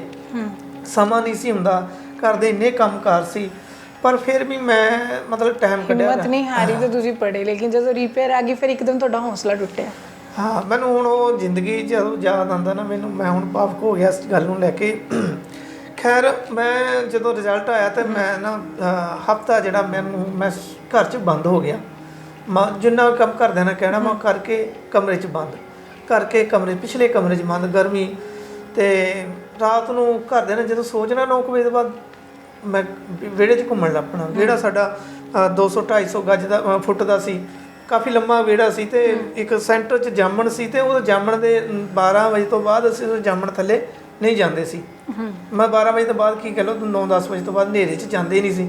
ਉਹ ਜਾਮਣ ਦੇ ਉੱਪਰ ਕਈ ਤਰ੍ਹਾਂ ਦੀਆਂ ਸਾਡੀਆਂ ਗੱਲਾਂ ਪਿੰਡਾਂ ਦੇ ਵਿੱਚ ਹੁੰਦੀਆਂ ਵੀ ਇਹਦੇ 'ਤੇ ਕੋਈ ਚੀਜ਼ਾਂ ਰਹਿੰਦੀਆਂ, 2 ਚੀਜ਼ਾਂ ਰਹਿੰਦੀਆਂ। ਮੇਰੇ ਫਾਦਰ ਸਾਹਿਬ ਨੂੰ ਮੇਰੀ ਸੁਣੀ ਗੱਲ ਜੇ ਉਹ, ਅਤੇ ਮੈਂ ਉਸ ਜਾਮਣ ਥੱਲੇ ਖੜ੍ਹ ਜਾਣਾ ਜਾ ਕੇ ਰਾਤ ਨੂੰ ਸਾਰੀ ਸਵੇਰੇ 4 ਵਜੇ ਗੁਰਦੁਆਰੇ ਤੋਂ ਆਵਾਜ਼ ਆਉਣੀ, ਮੈਂ ਘੁੰਮੀ ਜਾਣਾ ਅਤੇ ਆ ਕੇ ਮੈਂ ਉੱਥੇ ਫਿਰ ਮੈਂ ਜਾ ਕੇ ਘਰ ਵੜ ਜਾਣਾ ਵੀ ਮਾਤਾ ਉੱਠਣ ਲੱਗੇ। ਅਤੇ ਮਾਤਾ ਮੇਰੇ 4 ਵਜੇ ਉੱਠ ਜਾਂਦੇ ਸੀ। ਸਾਰੇ ਵਿਹੜੇ ਦੇ ਵਿੱਚ ਉਹਨਾਂ ਨੇ ਸਾਫ਼ ਕਰਨਾ, ਝਾੜੂ ਮਾਰਨਾ, ਅਤੇ ਹੋਰ ਜਿਹੜੇ ਕੰਮ ਉਹਨਾਂ ਦੇ ਸਵੇਰ ਦੇ ਹੁੰਦੇ ਸੀ, ਮੱਝਾਂ ਚੋਣੀਆਂ ਇਹ ਵੋ, ਹੈ ਨਾ। ਅਤੇ ਇਸ ਤਰ੍ਹਾਂ ਮੇਰਾ ਹਫ਼ਤਾ ਚੱਲਦਾ ਰਿਹਾ। ਬਹੁਤ ਮੈਨੂੰ ਇੱਥੇ ਤੱਕ ਹੋ ਗਿਆ ਵੀ ਮੈਂ ਨਾ ਆਪਣੀ ਜ਼ਿੰਦਗੀ ਨੂੰ ਖ਼ਤਮ ਕਰ ਲਾਂ ਜੀ, ਮੈਂ ਸੁਸਾਈਡ ਕਰ ਲਾਂ ਜੀ। ਅਤੇ ਬਸ ਮੈਂ ਬਾਹਰ ਨਾ ਨਿਕਲਿਆ ਘਰ ਤੋਂ। ਮੇਰੇ ਘਰ ਦੇ, ਮੇਰੀ ਮਾਤਾ ਨੇ ਮਹਿਸੂਸ ਕੀਤੀ ਗੱਲ, ਪਰ ਉਹ ਜਿੱਦਾਂ ਪਿੰਡਾਂ ਦੇ ਵਿੱਚ ਸਮਝਾਉਣ ਦਾ ਉਦੋਂ ਦਾ ਜਿਹੜਾ ਨਾ ਤਰੀਕਾ ਵੱਖਰਾ ਹੁੰਦਾ ਸੀ। ਉਹ ਤਾਂ ਤਰੀਕਾ ਐਸਾ ਹੁੰਦਾ ਸੀ ਵੀ ਅੱਜ ਤਾਂ ਪਿਆਰ ਹੁੰਦਾ ਨਾ, ਉਹਨਾਂ ਦਾ ਗੁੱਸੇ ਵਾਲਾ ਪਿਆਰ ਹੁੰਦਾ ਸੀ। ਅਤੇ ਉਹ ਫਿਰ ਕਹਿੰਦੇ ਸੀ ਵੀ ਕੋਈ ਨਹੀਂ, ਦੁਨੀਆ ਤਾਂ ਨਹੀਂ ਖਤਮ ਹੋ ਗਈ, ਫੇਲ ਹੋ ਗਏ ਜਾਂ ਕੁਛ, ਜੇ ਫੇਲ ਹੀ ਹੋ ਗਿਆ। ਫਿਰ ਮੈਂ ਕਹਿੰਦਾ ਫੇਲ ਥੋੜ੍ਹਾ ਹੋਇਆ ਹੈਗਾ, ਫੇਲ ਸੁਣਨਾ ਹੀ ਮੇਰੇ ਮਨ 'ਚ ਉਹ ਸੀ, ਮੈਂ ਫੇਲ ਨਹੀਂ ਹੋਇਆ। ਅਤੇ ਪਰ ਜਦੋਂ ਇਹ ਗੱਲ ਹੋ ਜਾਣੀ ਹੈ ਨਾ, ਤਾਂ ਫਿਰ ਮੇਰੇ ਮਨ 'ਚ ਹੋਇਆ ਵੀ ਸ਼ਾਇਦ ਮੈਂ ਫੇਲ ਹੀ ਹਾਂ ਇੱਕ ਤਰ੍ਹਾਂ ਦਾ, ਹੈ ਨਾ। ਉਹ ਫਿਰ ਹੁਣ ਮੈਂ ਦੇਖੋ ਤੁਸੀਂ ਮੇਰੇ ਹੁਣ ਉਹ ਅਵਸਥਾ ਜੇ ਮੈਂ ਯਾਦ ਕਰਦਾ ਉਹਨੂੰ ਨਾ, ਮੇਰੇ ਵੀ ਵਾਕਈ ਉਹ ਅਵਸਥਾ ਬੜੀ ਮਾੜੀ ਹੁੰਦੀ ਹੈ। ਡਿਪਰੈਸ਼ਨ ਜੇ ਕਹਿ ਲਓ ਤੁਸੀਂ, ਅਸਫਲਤਾ ਜਦੋਂ ਤੁਸੀਂ ਦੇਖਦੇ ਹੋ ਨਾ।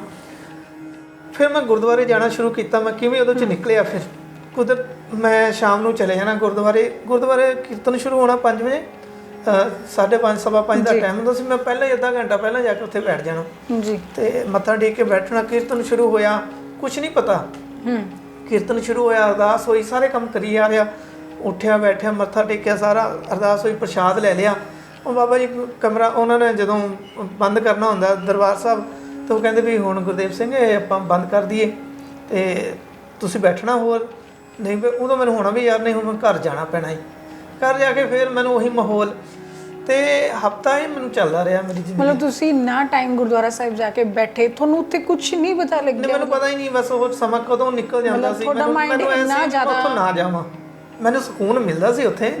ਅਤੇ ਪਰ ਉੱਥੋਂ ਨਿਕਲਦੇ ਸਾਰ ਹੀ ਮੈਨੂੰ ਇਹ ਹੁੰਦਾ ਸੀ ਵੀ ਯਾਰ ਮੈਂ ਫਿਰ ਉਸੀ ਦੁਨੀਆ 'ਚ ਜਾ ਰਿਹਾ ਹੈ ਨਾ, ਅਤੇ ਮੈਂ ਨਿਕਲਣਾ ਚਾਹੁੰਦਾ ਸੀ।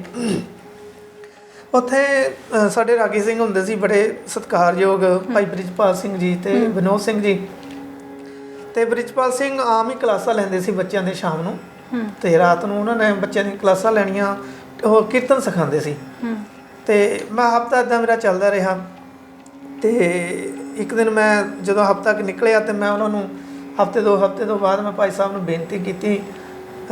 ਉਹਨਾਂ ਨੇ ਮੈਨੂੰ ਵੈਸੇ ਹੀ ਉਹਨਾਂ ਨੇ ਦੇਖਿਆ ਵੀ ਮੁੰਡਾ ਰੋਜ਼ ਵਾ ਕੇ ਬੈਠਾ ਰਹਿੰਦਾ, ਕੋਈ ਗੱਲਬਾਤ ਕਰੀਏ ਇਹਦੇ ਨਾਲ, ਕੀ ਗੱਲ ਹੈ ਨਾ। ਅਤੇ ਉਹਨਾਂ ਨੇ ਬੁਲਾਇਆ, ਅਤੇ ਮੈਂ ਕਿਹਾ ਮੈਨੂੰ ਕਿਹਾ ਮੈਂ ਭਾਈ ਸਾਹਿਬ ਵੀ ਕੀ ਮੈਂ ਵੀ ਇਹ ਕੀਰਤਨ ਸਿੱਖ ਸਕਦਾ? ਉਹ ਮੇਰੇ ਵੱਲ ਦੇਖਦੇ ਰਹੇ ਅਤੇ ਕਹਿੰਦੇ ਯਾਰ ਕਿਉਂ ਨਹੀਂ, ਤੁਸੀਂ ਸਿੱਖ ਸਕਦੇ ਹੋ ਕੀਰਤਨ? ਅਤੇ ਬਿਲਕੁਲ ਸਿੱਖ ਸਕਦੇ ਹੋ। ਮੈਂ ਕਿਹਾ ਜੀ ਮੈਨੂੰ ਵੀ ਸਿਖਾਓ ਫਿਰ, ਹੈ ਨਾ।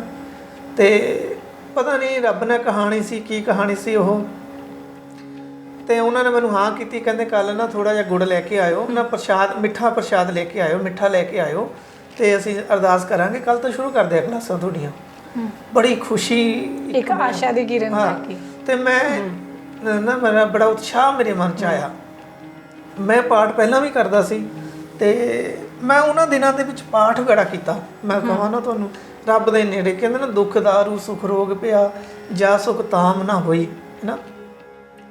ਮੈਂ ਉਹਨਾਂ ਦੇ ਵਿੱਚ ਇੰਨਾ ਪਾਠ ਪੂਜਾ, ਮਤਲਬ ਪਾਠ ਕੀਤਾ, ਬਾਣੀ ਪੜ੍ਹੀ ਜਾਣੀ ਹੈ ਸਵੇਰੇ ਸ਼ਾਮ। ਜਦੋਂ ਉੱਥੇ ਵੀ ਮੈਂ ਜਾਮਣ ਥੱਲੇ ਵੀ ਖੜਨਾ, ਉੱਦਾਂ ਮੈਂ ਜਾਮਣ ਥੱਲੇ ਜਾਣਾ, ਦਿਮਾਗ ਮੇਰੇ 'ਚ ਕੁਛ ਚਲੀ ਜਾਣਾ, ਪਰ ਕਰੀ ਪਾਠ ਜਾਣਾ ਵੀ ਕੋਈ ਇਹੋ ਜਿਹੀ ਚੀਜ਼ ਨਾ ਹੋਵੇ, ਜੋ ਵੀ ਜਿੱਦਾਂ ਦਾ ਆਉਂਦਾ ਸੀ। ਪਰ ਅਸਲ 'ਚ ਗੱਲ ਕਹਾਣੀ ਸ਼ੁਰੂ ਹੋਈ ਉੱਥੋਂ, ਜਦੋਂ ਮੈਂ ਕੀਰਤਨ ਸ਼ੁਰੂ ਕੀਤਾ। ਜੇ ਮੈਂ ਗੁਰਬਾਣੀ, ਗੁਰੂ ਗ੍ਰੰਥ ਸਾਹਿਬ ਵੱਲ ਜੇ ਸੋਚਣਾ, ਪੜ੍ਹਨਾ ਸ਼ੁਰੂ ਕੀਤਾ ਹੈ ਨਾ, ਤੇ ਉਹਨਾਂ ਨੇ ਮੈਨੂੰ, ਭਾਈ ਸਾਹਿਬ ਨੇ ਫਿਰ ਅਰਦਾਸ ਕੀਤੀ ਦੂਸਰੇ ਦਿਨ। ਉਹ ਐਸੀ ਅਰਦਾਸ ਕੀਤੀ ਉਹਨਾਂ ਨੇ ਕਿ ਮੇਰਾ ਦਿਨ ਬਦਲਦੇ ਗਏ। ਅਤੇ ਅੱਜ ਮੈਂ PhD ਕਰੀ ਫਿਰ ਉਸੇ ਗੁਰਮਤਿ ਸੰਗੀਤ ਦੇ ਵਿੱਚ, ਕੀਰਤਨ ਦੀ ਜਿਹੜਾ ਵਿਸ਼ਾ ਸੀ ਉਹਦੇ ਵਿੱਚ ਹੀ ਮੈਂ PhD ਕਰੀ। ਉਸੇ ਅਰਦਾਸ ਦੀ ਬਦੌਲਤ ਮੈਂ ਦਰਬਾਰ ਸਾਹਿਬ ਉੱਥੇ ਕੀਰਤਨ ਵੀ ਕੀਤਾ, ਜਿਹੜਾ ਕਿ ਹਰ ਇੱਕ ਰਾਗੀ ਦੇ ਲਈ ਇੱਕ ਐਸਾ ਸਥਾਨ ਹੈ ਉਹ ਵੀ ਉੱਥੇ। ਮੈਂ ਜਿਸ ਦਿਨ ਕੀਰਤਨ ਕਰਿਆ ਨਾ, ਮੈਨੂੰ ਕੀਰਤਨ ਮੈਂ ਸੰਗਤ ਕੀਤੀ ਸੀ ਐਜ ਤਾਨਪੁਰਾ ਵਾਦਕ, ਅਤੇ ਉਸ ਦਿਨ ਮੈਨੂੰ ਲੱਗਦਾ ਸੀ ਮੇਰੀ ਜ਼ਿੰਦਗੀ ਸਫਲ ਆ। ਅੱਜ ਜੇ ਮੈਂ ਸੰਸਾਰ ਤੋਂ ਚਲਾ ਵੀ ਜਾਵਾਂ ਤਾਂ ਕੋਈ ਗੱਲ ਨਹੀਂ, ਮਤਲਬ ਮੈਨੂੰ ਪ੍ਰਾਪਤੀ ਜਿਹੜੀ ਲੱਗਦਾ ਸੀ ਮੈਂ ਕਰ ਲਈ ਹੈ। ਸੋ ਉਹ ਸਮੇਂ ਤੋਂ ਮੈਂ ਇਸ ਤਰ੍ਹਾਂ ਨਿਕਲਿਆ ਵੀ ਹੁਣ ਮੈਂ ਉਹ ਸਮਾਂ ਯਾਦ ਕਰਕੇ ਮੇਰੇ ਤੋਂ ਬੋਲਿਆ ਨਹੀਂ ਸੀ ਜਾ ਰਿਹਾ, ਅਤੇ ਹੈ ਬੜਾ ਔਖਾ ਹੁੰਦਾ ਸੀ। ਪਰ ਮਤਲਬ ਉਹ ਚੀਜ਼ ਨੂੰ ਤੁਸੀਂ ਲਾ ਲਓ ਵੀ ਕਿੰਨੇ ਕੁ ਸਾਲ ਹੋ ਗਏ ਹੁਣ ਇਸ ਗੱਲ ਨੂੰ ਸਰ? ਵੈਸੇ ਇਹ 2000, ਮੈਂ ਦੱਸਿਆ ਯਾਰ 1999 ਦੀ ਗੱਲ ਹੈ। 99 ਦੀ, ਯਾਨੀ 20 ਸਾਲ ਅੱਜ ਹੋ ਗਏ। ਅੱਜ 20 ਸਾਲ, ਹਾਂ 21 ਸਾਲ ਹੋ ਗਿਆ। ਉਸ ਨੂੰ ਦੇਖ ਲਓ ਤੁਸੀਂ, ਅੱਜ ਵੀ ਜੇ ਉਹ ਸਥਿਤੀ ਨੂੰ ਆਪਣੀ ਯਾਦ ਕਰਦੇ ਹੋ ਕਿ ਮੈਂ ਕਿਸ ਹਾਲਤ ਦੇ ਵਿੱਚ ਸੀਗਾ, ਅੱਜ ਵੀ ਤੁਹਾਡੀ ਅੱਖਾਂ ਨਮ ਹੋ ਜਾਂਦੀਆਂ ਨੇ ਉਸ ਨੂੰ ਯਾਦ ਕਰਕੇ। ਯਾਨੀ ਕਿ ਉਹ ਟਾਈਮ ਕਿੰਨਾ ਜ਼ਿਆਦਾ ਔਖਾ ਰਿਹਾ ਹੋਣਾ ਤੁਹਾਡੇ ਲਈ, ਪਰ ਉਸ ਸਮੇਂ ਪਤਾ ਵੀ ਨਹੀਂ ਸੀ ਵੀ ਇਹਨੂੰ ਡਿਪਰੈਸ਼ਨ ਕਹਿੰਦੇ ਆ। ਸ਼ਾਇਦ ਤੁਸੀਂ ਇਸ ਚੀਜ਼ ਨੂੰ ਅੱਜ ਐਨਾਲਾਈਜ਼ ਕਰਦੇ ਹੋ ਕਿ ਅੱਛਾ ਇਹ ਡਿਪਰੈਸ਼ਨ ਦਾ ਰੂਪ ਹੈ। ਹਾਂ ਬਿਲਕੁਲ, ਹੁਣ ਲੱਗਦਾ ਵੀ ਉਹ ਅਵਸਥਾ ਐਸੀ ਬਣ ਜਾਂਦੀ ਹੈ, ਅਤੇ ਉਹ ਮੇਰਾ ਸੀ ਕਾਰਨ, ਮੇਰਾ ਉਹ ਸੀ। ਮੈਂ ਉਹਦੇ 'ਚੋਂ ਹੁਣ ਵੀ ਅਸੀਂ ਸੋਚਦੇ ਸੁਣਦੇ ਹਾਂ ਕਿਤੇ ਨਾ ਕਿਤੇ ਸਰ ਇਸ ਚੀਜ਼ 'ਤੇ ਤੁਸੀਂ ਮੰਨਦੇ ਹੋ ਕਿ ਉਸ ਟਾਈਮ ਜਿਹੜਾ ਤੁਸੀਂ ਇੰਨਾ ਜ਼ਿਆਦਾ ਡਿਪਰੈਸਡ ਹੋਏ, ਉਸ ਦਾ ਕਾਰਨ ਇੱਕ ਸੁਸਾਇਟੀ ਰਹੀ ਹੈ, ਕਿਉਂਕਿ ਤੁਹਾਨੂੰ ਸੀਗਾ ਵੀ ਮੈਨੂੰ ਬਾਹਰ ਜਾ ਕੇ ਕੀ ਕਹਿਣਗੇ, ਤੁਸੀਂ ਆਪਣੇ ਆਪ ਨੂੰ। ਹਾਂ, ਮੈਂ ਨਾ ਇੱਕ ਕੱਲ੍ਹ ਪਰਸੋਂ, ਜੇ ਮੈਂ ਬਹੁਤ ਘੱਟ ਫਿਲਮਾਂ ਬਹੁਤ ਘੱਟ ਦੇਖਦਾ ਜੀ, ਕੱਲ੍ਹ ਪਰਸੋਂ ਮੈਂ ਇੱਕ ਜਦੋਂ ਕਿ ਆਪਣਾ ਕੰਮ ਹੈ ਹੀ ਆ ਵੀ ਨੈੱਟ 'ਤੇ YouTube 'ਤੇ ਬੈਠਣ ਦਾ, ਇੱਕ ਫਿਲਮ ਆਈ, ਮੈਨੂੰ ਫਿਲਮ ਦਾ ਨਾਮ ਤਾਂ ਨਹੀਂ ਪਤਾ, ਸਾਊਥ ਦੀ ਫਿਲਮ ਸੀ। ਉਹ ਛੋਟਾ ਜਿਹਾ ਇੱਕ ਮੈਸੇਜ ਸੀ ਉਹਦੇ 'ਚ ਵੀ ਉਹ ਵੀ ਬੰਦੇ ਜਿਹੜੇ ਇੱਕ ਐਸੇ ਸਿਸਟਮ 'ਚ ਵੱਜ ਜਾਂਦੇ ਆ ਕਿ ਉਹ ਇੱਕ ਬੰਦਾ ਉਹਦੇ ਵਾਈਫ ਦੀਆਂ ਸਾਰੀਆਂ ਫੋਟੋਜ਼ ਵਗੈਰਾ ਲੈ ਕੇ, ਵੀਡੀਓ ਲੈ ਕੇ ਉਹਨੂੰ ਇੱਕ ਪੁਲਿਸ ਵਾਲੇ ਨੂੰ ਉਹ ਕਰਦਾ ਹੈ ਜੀ, ਬਲੈਕਮੇਲ ਕਰਦਾ ਹੈ। ਤਾਂ ਪੁਲਿਸ ਵਾਲੇ ਨੂੰ ਆਪਣੀ ਨੌਕਰੀ ਦਾ ਵੀ ਹੁੰਦਾ ਹੈ, ਅਤੇ ਉਹਦੇ 'ਚੋਂ ਬੜਾ ਕੁਛ ਇੱਦਾਂ ਫਸਾ ਦਿੰਦਾ ਕਿ ਉਹ ਬੰਦਾ ਸੋਚਦਾ ਵੀ ਜ਼ਿੰਦਗੀ ਖਤਮ ਹੈ ਮੇਰੀ। ਪਰ ਬੜੇ ਤਰੀਕੇ ਨਾਲ ਉਸ ਫਿਲਮ ਦੇ ਵਿੱਚ ਇਹ ਦੱਸਿਆ ਕਿ ਵੀ ਉਹ ਫਿਲਮ 'ਚ ਉਹ ਬੰਦਾ ਉਸ ਬੰਦੇ ਨੂੰ ਮਾਰਦਾ ਪਹਿਲਾਂ ਤਰੀਕੇ ਨਾਲ, ਔਰ ਜਿਹੜੀਆਂ ਲੋਕਾਂ ਦੀਆਂ ਸੀਕਰੇਟ ਗੱਲਾਂ ਸੀ ਜਿਹਦੇ ਨਾਲ ਵੱਡਾ ਸਾਰਾ ਜਿਹੜਾ ਧਮਾਕਾ ਹੋ ਜਾਂਦਾ ਸੀ, ਧਮਾਕਾ ਹੋ ਸਕਦਾ ਸੀ ਕਿ ਇਹਦੀ ਪਰਸਨਲ ਜ਼ਿੰਦਗੀ ਨੂੰ ਜਦੋਂ ਅਸੀਂ ਪਬਲਿਕ ਕਰਾਂਗੇ ਤਾਂ ਉਹ ਜਿਹੜੀ ਹੈਗੀ ਹੈ ਗੱਲ ਜਿਹੜੀ ਨਹੀਂ ਸਹਾਰੀ ਜਾਂਦੀ। ਸਮਾਜ ਦੀ ਗੱਲ ਕਰੀਏ ਆਪਾਂ, ਅਤੇ ਉਹ ਇਸੇ ਡਰ ਤੋਂ ਉਹਨਾਂ ਉਹ ਸਾਰਾ ਜਿਹੜਾ ਸਮਾਨ ਸੀ ਉਹਦੇ 'ਚ ਨਦੀ 'ਚ ਸੁੱਟ ਦਿੱਤਾ, ਸਮੁੰਦਰ 'ਚ ਸੁੱਟ ਦਿੱਤਾ, ਅਤੇ ਉਸ ਬੰਦੇ ਨੂੰ ਉਹਨੇ ਬਾਹਰ ਜਾ ਕੇ ਲੈ ਕੇ ਉਸ ਬੰਦੇ ਨੂੰ ਵੀ ਖ਼ਤਮ ਕੀਤਾ ਇੱਕ ਤਰੀਕੇ ਦੇ ਨਾਲ। ਅਤੇ ਉਹਦੇ 'ਚ ਉਹਨੇ ਇਹ ਗੱਲ ਕਹੀ ਵੀ ਤੁਸੀਂ ਜਿਹੜੀ, ਮੈਂ ਜਿਹੜਾ ਮੈਸੇਜ ਦੇਣਾ ਚਾਹੁੰਦਾ ਉਸ ਫਿਲਮ ਦਾ ਜਿਹੜਾ ਸੀ ਵੀ ਤੁਸੀਂ, ਤੁਹਾਨੂੰ ਇੱਕ, ਮੈਂ ਗੁਰਦੇਵ ਸਿੰਘ ਆ, ਮੈਨੂੰ ਕਿੰਨੇ ਬੰਦੇ ਜਾਣਦੇ ਨੇ ਜ਼ਿਆਦਾ ਤੋਂ ਜ਼ਿਆਦਾ, ਜੇ ਮੇਰੇ ਫੇਸਬੁੱਕ ਫਰੈਂਡ ਦੇਖੀਏ ਤਾਂ 1500 ਬੰਦਾ ਵੱਧ ਤੋਂ ਵੱਧ ਜੀ। ਜੇ ਮੇਰੇ ਪਰਸਨਲ ਵੈਸੇ ਜ਼ਿੰਦਗੀ ਦੇਖੇ ਮੇਰਾ ਦਾਇਰਾ ਕਿੰਨਾ ਹੋਗਾ, 500 1000 ਬੰਦਾ ਮੈਨੂੰ ਜਾਣਦਾ ਹੋਏਗਾ ਜੀ। ਅਤੇ ਅਸੀਂ 1000 ਬੰਦੇ ਲਈ 500 ਬੰਦੇ ਨੇ ਸਾਡੇ ਲਈ ਕੀ ਕਹਿਣਾ ਹੈ, ਉਹ ਕਿੱਡੀ ਵੱਡੀ ਦੁਨੀਆ ਹੈ ਨਾ। ਉਸ ਬੰਦੇ ਨੂੰ ਅਸੀਂ ਰੱਖ ਕੇ ਆਪਣੀ ਜ਼ਿੰਦਗੀ ਕਿਉਂ ਖਰਾਬ ਕਰੀਏ, ਮਾਰੀਏ ਕਿਉਂ ਆਪਣੇ ਆਪ ਨੂੰ। ਅਤੇ ਹਾਂ, ਕੋਈ ਗਲਤੀ ਹਰ ਇਨਸਾਨ ਤੋਂ ਕੋਈ ਗਲਤੀ ਹੁੰਦੀ ਹੈ, ਅਤੇ 4 ਦਿਨ ਕੋਈ ਬੰਦਾ ਅੱਜ ਕਿੰਨੀਆਂ ਅਸੀਂ ਖਬਰਾਂ ਸੁਣਦੇ ਹਾਂ, 4 ਦਿਨ ਰੌਲਾ ਪੈਂਦਾ ਹੈ, ਬੜੇ ਬੰਦੇ ਕਿੱਡੇ ਕੰਮ ਕਰਕੇ ਨਿਕਲ ਜਾਂਦੇ ਨੇ, ਅਤੇ ਬੜੇ ਲੋਕ ਜਿਹੜੇ ਇਹੋ ਜਿਹੇ ਕੰਮਾਂ 'ਚੋਂ ਨਿਕਲ ਕੇ ਅੱਜ ਚੰਗੇ ਬਣੇ ਫਿਰਦੇ ਨੇ, ਔਰ ਚੰਗੇ ਕੰਮ ਵੀ ਕਰ ਰਹੇ ਨੇ। ਬੜੇ ਜਿਹੜੇ ਲੈ ਲਓ ਤੁਸੀਂ ਜਿਹੜੇ ਗੈਂਗਸਟਰ ਸੀ, ਅੱਜ ਉਹ ਭਲਾਈ ਦੇ ਕੰਮ ਵੀ ਕਰ ਰਹੇ ਨੇ ਉਸ ਦੁਨੀਆ 'ਚ। ਉਸਦੀ ਵੱਡੀ ਐਗਜ਼ਾਮਪਲ ਲੱਖਾ ਸਿਧਾਣਾ। ਹਾਂ, ਲੱਖਾ ਸਿਧਾਣਾ ਜੀ ਹੈਗੇ ਨੇ। ਬਿਲਕੁਲ, ਲੱਖਾ ਸਿਧਾਣਾ ਦੀ ਗੱਲ ਜਿਹੜੀ ਤੁਸੀਂ ਕੀਤੀ ਹੈ, ਬਿਲਕੁਲ ਇਹ ਵੀ ਉਹ ਵੀ ਕਿਹੜੀ ਜ਼ਿੰਦਗੀ 'ਚੋਂ ਆਏ ਅਤੇ ਅੱਜ ਵਧੀਆ ਉਹ ਜੀ ਰਹੇ ਨੇ। ਇਸ ਤਰ੍ਹਾਂ ਦੀਆਂ ਬਹੁਤ ਸਾਰੀਆਂ ਉਦਾਹਰਨਾਂ ਹੈ, ਅਤੇ ਸਾਨੂੰ ਘਬਰਾਉਣਾ ਨਹੀਂ ਚਾਹੀਦਾ। ਜੇ ਸਾਡੇ ਕੋਲ ਜ਼ਿੰਦਗੀ ਦੇ ਵਿੱਚ ਕੋਈ ਐਸੀ ਗੱਲ ਹੋ ਜਾਂਦੀ ਹੈ ਤਾਂ ਸਾਨੂੰ ਉਸ ਤੋਂ ਅੱਗੇ ਸੋਚਣਾ ਚਾਹੀਦਾ। ਜ਼ਿੰਦਗੀ ਖਤਮ ਨਹੀਂ ਹੁੰਦੀ, ਤੇ ਕੱਲ ਅੱਜ ਮਾੜੀ ਗੱਲ ਹੋਈ ਹੈ ਤਾਂ ਕੋਸ਼ਿਸ਼ ਕਰੋ ਕਿ ਚੰਗਾ ਕਰਨ ਦੀ, ਚੰਗਾ ਵੀ ਹੋਏਗਾ। ਸੋ ਇਹ ਜ਼ਿੰਦਗੀ ਦਾ ਇੱਕ ਚੱਕਰ ਇੱਦਾਂ ਹੀ ਚੱਲਦਾ ਰਹਿੰਦਾ, ਤਾਂ ਇਹਨੂੰ ਜ਼ਿਆਦਾ ਉਹ ਨਹੀਂ ਲੈਣਾ ਚਾਹੀਦਾ। ਬਹੁਤ ਸਾਰੇ ਐਸੇ ਹੁਣ ਕਹਿ ਦਿੰਦੇ ਆ ਨਾ ਵੀ ਆਪਾਂ ਗੱਲ ਕਰਨੀ ਸੌਖੀ ਹੈ, ਜਿਨ੍ਹਾਂ ਤੇ ਬੀਤਦੀ ਆ ਉਹ ਬੜਾ ਔਖਾ। ਹਾਂ ਹੁਣ ਹੁੰਦਾ ਇੱਦਾਂ ਦਾ, ਪਰ ਮੈਂ ਤੁਹਾਨੂੰ ਦੱਸਿਆ ਜਿਵੇਂ ਪਿੱਛੇ ਵੀ ਕੁਛ ਕੁ ਅਦਾਰਾ ਹੁੰਦਾ ਜਿਹੜਾ ਜਿੱਥੇ ਸਾਨੂੰ ਲੋਕ ਉਹ ਕਰਦੇ ਨੇ 4 ਦਿਨ, ਮੰਨ ਲਓ ਤੁਹਾਡੇ ਤੋਂ ਕੋਈ ਗਲਤੀ ਹੋ ਗਈ ਹੈ, 4 ਦਿਨ ਜਿਹੜੀ ਹੈਗੀ ਹੈ ਉਸ ਚੀਜ਼ ਨੂੰ ਗੱਲ ਕਰਦੇ ਨੇ, ਉਸ ਨੂੰ ਯਾਦ ਰੱਖਦੇ ਆ, ਉਸ ਤੋਂ ਬਾਅਦ ਹਰ ਕੋਈ ਆਪਣੀ ਜ਼ਿੰਦਗੀ 'ਚ ਮਸਰੂਫ ਹੋ ਜਾਂਦੇ ਆ। ਤੇ ਸਰ ਇੱਕ ਐਸੀ ਆਸ਼ਾ ਦੀ ਕਿਰਨ ਕਿਹੜੀ ਹੈ ਵੀ ਜਿਸ 'ਤੇ ਸਾਨੂੰ ਹਮੇਸ਼ਾ ਟੇਕ ਰੱਖਣੀ ਚਾਹੀਦੀ ਹੈ ਵੀ ਬਸ ਠੀਕ ਹੈ, ਸਭ ਵਧੀਆ ਹੀ ਹੋਏਗਾ? ਕਿਹਨੂੰ ਮੰਨਣਾ ਚਾਹੀਦਾ? ਨਹੀਂ, ਬਿਲਕੁਲ ਮੈਂ ਤੁਹਾਨੂੰ ਦੱਸਿਆ ਹੀ ਹੈ ਵੀ ਦੇਖੋ ਆਪਣੇ ਮਨ ਦੇ ਵਿੱਚ ਸਾਨੂੰ ਇੱਕ ਇਹ ਜ਼ਰੂਰ ਹੋਣਾ ਚਾਹੀਦਾ ਵੀ ਅਸੀਂ ਇਸ ਸੰਸਾਰ 'ਤੇ ਆਏ ਕਿਉਂ ਹੈ। ਇਹ ਸਾਨੂੰ ਹਰ ਇੱਕ ਬੰਦੇ ਨੂੰ ਪਤਾ ਹੋਣਾ ਚਾਹੀਦਾ, ਚਾਹੇ ਉਹ ਔਰਤ ਹੈ, ਚਾਹੇ ਉਹ ਬੰਦਾ ਹੈ, ਆਦਮੀ ਹੈ। ਅਤੇ ਇਸ ਸੰਸਾਰ ਦੇ ਵਿੱਚ ਜਦੋਂ ਸਾਨੂੰ ਪਤਾ ਲੱਗ ਗਿਆ ਵੀ ਅਸੀਂ ਆਏ ਕਿਸ ਲਈ ਹੈ, ਤਾਂ ਇਹ ਸੰਸਾਰ ਦੇ ਕਾਰਜ ਹੈ, ਇਸ ਪੰਜ ਭੌਤਿਕ ਸਰੀਰ, ਇਹਨਾਂ ਚਿੰਤਾਵਾਂ, ਉਦਾਸੀਆਂ ਜਿਹੜੀਆਂ, ਇਹ ਸਾਰਾ ਕੁਝ ਸਾਡੇ ਨਾਲ ਚੱਲਦਾ ਹੈ। ਪਰ ਜਦੋਂ ਸਾਨੂੰ ਇਹ ਪਤਾ ਲੱਗ ਗਿਆ ਵੀ ਸੰਸਾਰ 'ਚ ਸਾਡਾ ਕਾਰਜ ਕੀ ਹੈ ਨਾ, ਅਸੀਂ ਕਰਨ ਕੀ ਆਏ ਹਾਂ, ਸੋ ਉਹ ਮਕਸਦ ਨੂੰ ਲੈ ਕੇ ਜਦੋਂ ਅਸੀਂ ਜੀਵਾਂਗੇ, ਉਸ ਪਰਮਾਤਮਾ ਨੂੰ ਯਾਦ ਰੱਖਾਂਗੇ, ਉਹਦੇ ਨਾਲ ਆਪਣੀ ਡੋਰੀ ਲਾ ਰੱਖਾਂਗੇ, ਉਹਦੇ ਹੱਥ ਆਪਣੀ ਜਗ੍ਹਾ ਪ੍ਰਭ ਡੋਰੀ ਹੱਥ ਮਾਰੇ, ਇਹ ਸਮਝ ਲਈ ਵੀ ਉਹ ਤੇਰੇ ਹੱਥ 'ਚ ਹੀ ਹੈ, ਬਸ ਉਹਦੇ ਭਾਣੇ ਵਿੱਚ ਅਸੀਂ ਜਦੋਂ ਜੀਉਣਾ ਸ਼ੁਰੂ ਕਰ ਲਾਂਗੇ ਤਾਂ ਆਹ ਜਿਹੜੀਆਂ ਸਮੱਸਿਆਵਾਂ ਬਹੁਤ ਹੱਦ ਤੱਕ ਠੀਕ ਹੋ ਜਾਣਗੀਆਂ। ਅਤੇ ਤੁਸੀਂ ਵੱਡੀ ਸਮੱਸਿਆ ਨੂੰ ਵੀ ਛੋਟਾ ਕਰਕੇ ਜਾਣੋਗੇ।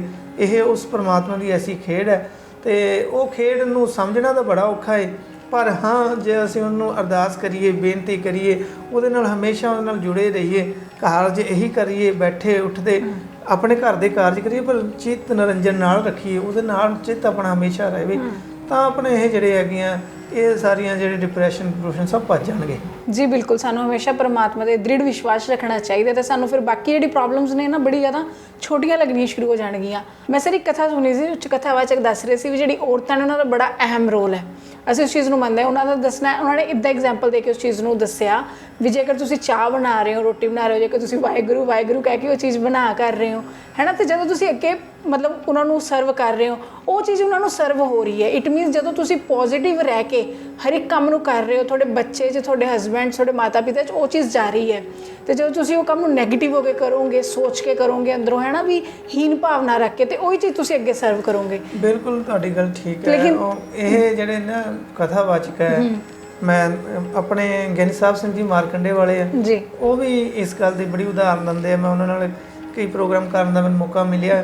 ਬਹੁਤ ਅੱਛੇ ਇਨਸਾਨ ਹੈ ਅਤੇ ਕਾਫੀ ਗਿਆਨ ਆ ਉਹਨਾਂ ਨੂੰ, ਅਤੇ ਇਸ ਤਰ੍ਹਾਂ ਕਰਦੇ ਨੇ। ਉਹ ਕਹਿੰਦੇ ਹੁੰਦੇ ਸੀ ਵੀ ਸਾਡੇ ਜਿਹੜੇ ਸੰਤ ਹੁੰਦੇ ਸੀ, ਮਹਾਂਪੁਰਸ਼ ਜਿਹੜੇ ਹੁੰਦੇ ਆ, ਉਹ ਔਰਤਾਂ ਨੂੰ, ਬੀਬੀਆਂ ਨੂੰ ਕਹਿੰਦੇ ਹੁੰਦੇ ਸੀ, ਭਾਈ ਜੇ ਤੁਸੀਂ ਰੱਬ ਦਾ ਨਾਂ ਲੈਣਾ ਨਾ, ਜਦੋਂ ਰੱਬ ਦਾ ਨਾਂ ਲੈਣਾ ਉਹਦੇ ਲਈ ਜ਼ਰੂਰੀ ਨਹੀਂ ਚੌਂਕੜੀ ਮਾਰ ਕੇ ਬਹਿ ਜਾਓ, ਤਾਂ ਜਦੋਂ ਕੰਮ ਕਰਦੇ ਹੋ, ਜਦੋਂ ਦੁੱਧ ਰਿੜਕਦੇ ਹੋ, ਅਤੇ ਉਹ ਬੜੀ ਵਧੀਆ ਉਦਾਹਰਨ ਉਹਨਾਂ ਦੀ ਲੱਗਦੀ, ਮੈਨੂੰ ਯਾਦ ਆ ਜਾਂਦੀ ਆ। ਤੁਸੀਂ ਗੱਲ ਕਰੀ, ਯਾਦ ਆ ਗਈ। ਉਹ ਕਹਿੰਦੇ ਜਦੋਂ ਦੁੱਧ ਰਿੜਕਦੇ ਆ ਭਾਈ, ਤੁਸੀਂ ਕਹਿੰਦੇ ਜਦੋਂ ਪਹਿਲਾਂ ਦੁੱਧ ਇਸ ਤਰ੍ਹਾਂ ਰਿੜਕਦੇ ਸੀ ਨਾ, ਉਹਦੇ 'ਚ ਮਧਾਣੀ ਪਾ ਕੇ ਚਾਟੀ 'ਚ, ਅਤੇ ਕਹਿੰਦੇ ਜਦੋਂ ਇੱਕ ਰੱਸੀ ਖਿੱਚੋ, ਵਾਹ ਹੇ ਗੁ ਰੂ, ਮਤਲਬ ਇੱਦਾਂ, ਮਤਲਬ ਵਾਹਿਗੁਰੂ ਵਾਹਿਗੁਰੂ ਕਰੋਗੇ ਤਾਂ ਉਹ ਜਿਹੜਾ ਤੁਸੀਂ ਬਣਾ ਰਹੇ ਹੋ, ਉਸ ਦਾ ਔਰਾ ਜਿਹੜਾ ਹੈਗਾ, ਔਰਾ ਤਾਂ ਅਸੀਂ ਮੰਨਦੇ ਹਾਂ, ਅਤੇ ਫਿਰ ਮਾਹੌਲ ਹੀ ਐਸਾ ਬਣ ਜਾਂਦਾ, ਜਿਹੜਾ ਉਹ ਪ੍ਰਸ਼ਾਦਾ ਛਕੇਗਾ, ਲੱਸੀ ਛਕੇਗਾ, ਮੱਖਣ ਖਾਏਗਾ, ਦੇ ਉਹਦਾ ਜੋ ਵੀ ਸਮਾਨ ਬਣੇਗਾ, ਤਾਂ ਉਹਦੀ ਬਿਰਤੀ ਵੀ ਜਿਹੜੀ ਹੈਗੀ, ਉਹ ਜਿਹੜੀ ਪੋਜ਼ੀਟਿਵ ਬਣ ਜਾਏਗੀ। ਉਹ ਜਿਹੜਾ ਬੰਦਾ ਸੱਚੀ ਸੋਚ ਉਹਦੀ ਚੰਗੀ ਹੋ ਜਾਏਗੀ। ਇੱਕ ਇਹ ਵੀ ਗੱਲ ਨਾ ਕਿ ਇਹ ਚੀਜ਼ ਕਰਨ ਦੇ ਨਾਲ ਸਾਡਾ ਜਿਹੜਾ ਮਾਈਂਡ ਹੈ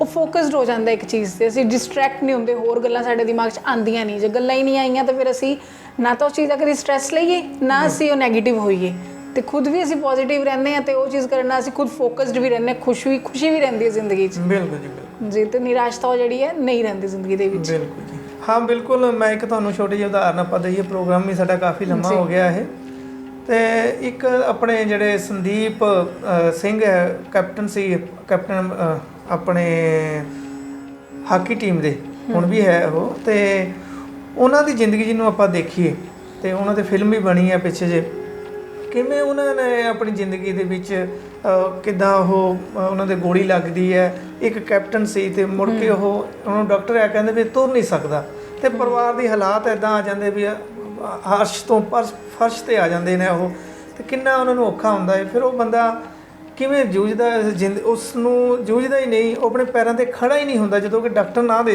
ਨਾ ਦੇ ਦਿੱਤੀ ਸੀ ਹੁਣ ਇਹ ਜ਼ਿੰਦਗੀ ਭਰ ਚੱਲ ਨਹੀਂ ਜੀ ਸਕਦਾ। ਹਾਂਜੀ, ਪਰ ਉਹ ਬੰਦਾ ਚੱਲਿਆ ਵੀ ਹੈ ਨਾ, ਇਹ ਨਹੀਂ ਵੀ ਉਹ ਬਿਲਕੁਲ ਚੱਲਣ ਜੋਗਾ ਜਾਂ ਮੁੜ ਕੇ ਉਹ ਫਿਰ ਖੇਡਿਆ ਵੀ ਹੈਗਾ। ਖੇਡ ਕੇ ਜਦੋਂ ਟੀਮ ਦਾ ਬੁਰਾ ਹਾਲ ਸੀ, ਟੀਮ ਹਾਰਦੀ ਜਾ ਰਹੀ ਸੀ, ਜਦੋਂ ਦੁਬਾਰਾ ਉਹ ਫਿਰ ਉਹ ਟੀਮ ਦੇ ਵਿੱਚ ਆਉਂਦਾ ਹੈ, ਟੀਮ ਮਤਲਬ ਜਿੱਤਦੀ ਜਾਂਦੀ ਹੈ। ਹਾਂਜੀ, ਤੇ ਉਹ ਬੰਦੇ ਦੀ ਜ਼ਿੰਦਗੀ ਦੇਖੋ ਵੀ ਜੇ ਉਹ ਡਿਪਰੈਸ਼ਨ 'ਚ ਉਹ ਤਾਂ ਲੱਤਾਂ ਉਹਨੂੰ ਜਿਹੜਾ ਹੈਗੇ ਉਹਦਾ ਜਿਹੜਾ ਜੰਗਲ ਪਾਣੀ ਵੀ ਉਹ ਵੀ ਭਰਾ ਕਰਾ ਰਿਹਾ ਉਹਨੂੰ, ਹੈ ਨਾ। ਘਰ 'ਚ ਕਿੰਨੀਆਂ ਔਕੜਾਂ ਆ ਜਾਂਦੀਆਂ ਇੱਕ ਬੰਦੇ ਨੂੰ ਸੰਭਾਲਣਾ ਤੇ ਘਰ ਦੇ ਪਰਿਵਾਰ ਨੂੰ ਸੰਭਾਲਣਾ, ਤੇ ਉਹ ਬੰਦਾ ਕੀ ਸੋਚੇਗਾ, ਯਾਰ ਮੈਂ ਤਾਂ ਭਾਰ ਬਣ ਗਿਆ ਹੈ ਨਾ, ਤੇ ਮੈਂ ਹੁਣ ਮੇਰੀ ਤਾਂ ਜ਼ਿੰਦਗੀ ਖਤਮ ਹੀ ਕਰ ਲੈਣੀ ਚਾਹੀਦੀ। ਜੇ ਇੱਦਾਂ ਸੋਚ ਲੈਂਦੇ ਹੋ ਤਾਂ ਫਿਰ ਉਹੀ ਬੰਦਾ ਦੇਖੋ ਮੁੜ ਕੇ ਆਪਣੀ ਟੀਮ ਲਈ ਖੇਡਦਾ ਹੈ। ਹਾਂਜੀ, ਤੇ ਜ਼ਿੰਦਗੀ ਦਾ ਕੈਸਾ ਮੋੜ ਆਉਂਦਾ ਹੈ ਤੇ ਉਹ ਆਪਣੀ ਵਿਲ ਪਾਵਰ ਇੰਨੀ ਵੱਧ ਗਈ ਉਹਦੀ, ਜਾਂ ਕਰੀ ਉਹਨਾਂ ਵਿਲ ਪਾਵਰ ਵਧਾਈ ਆਪਣੀ, ਤੇ ਲੱਤਾਂ 'ਤੇ ਵੀ ਖੜਿਆ ਤੇ ਫਿਰ ਮੁੜ ਆਪਣੀ ਟੀਮ ਲਈ ਖੇਡਿਆ ਤੇ ਜਿੱਤਿਆ ਵੀ।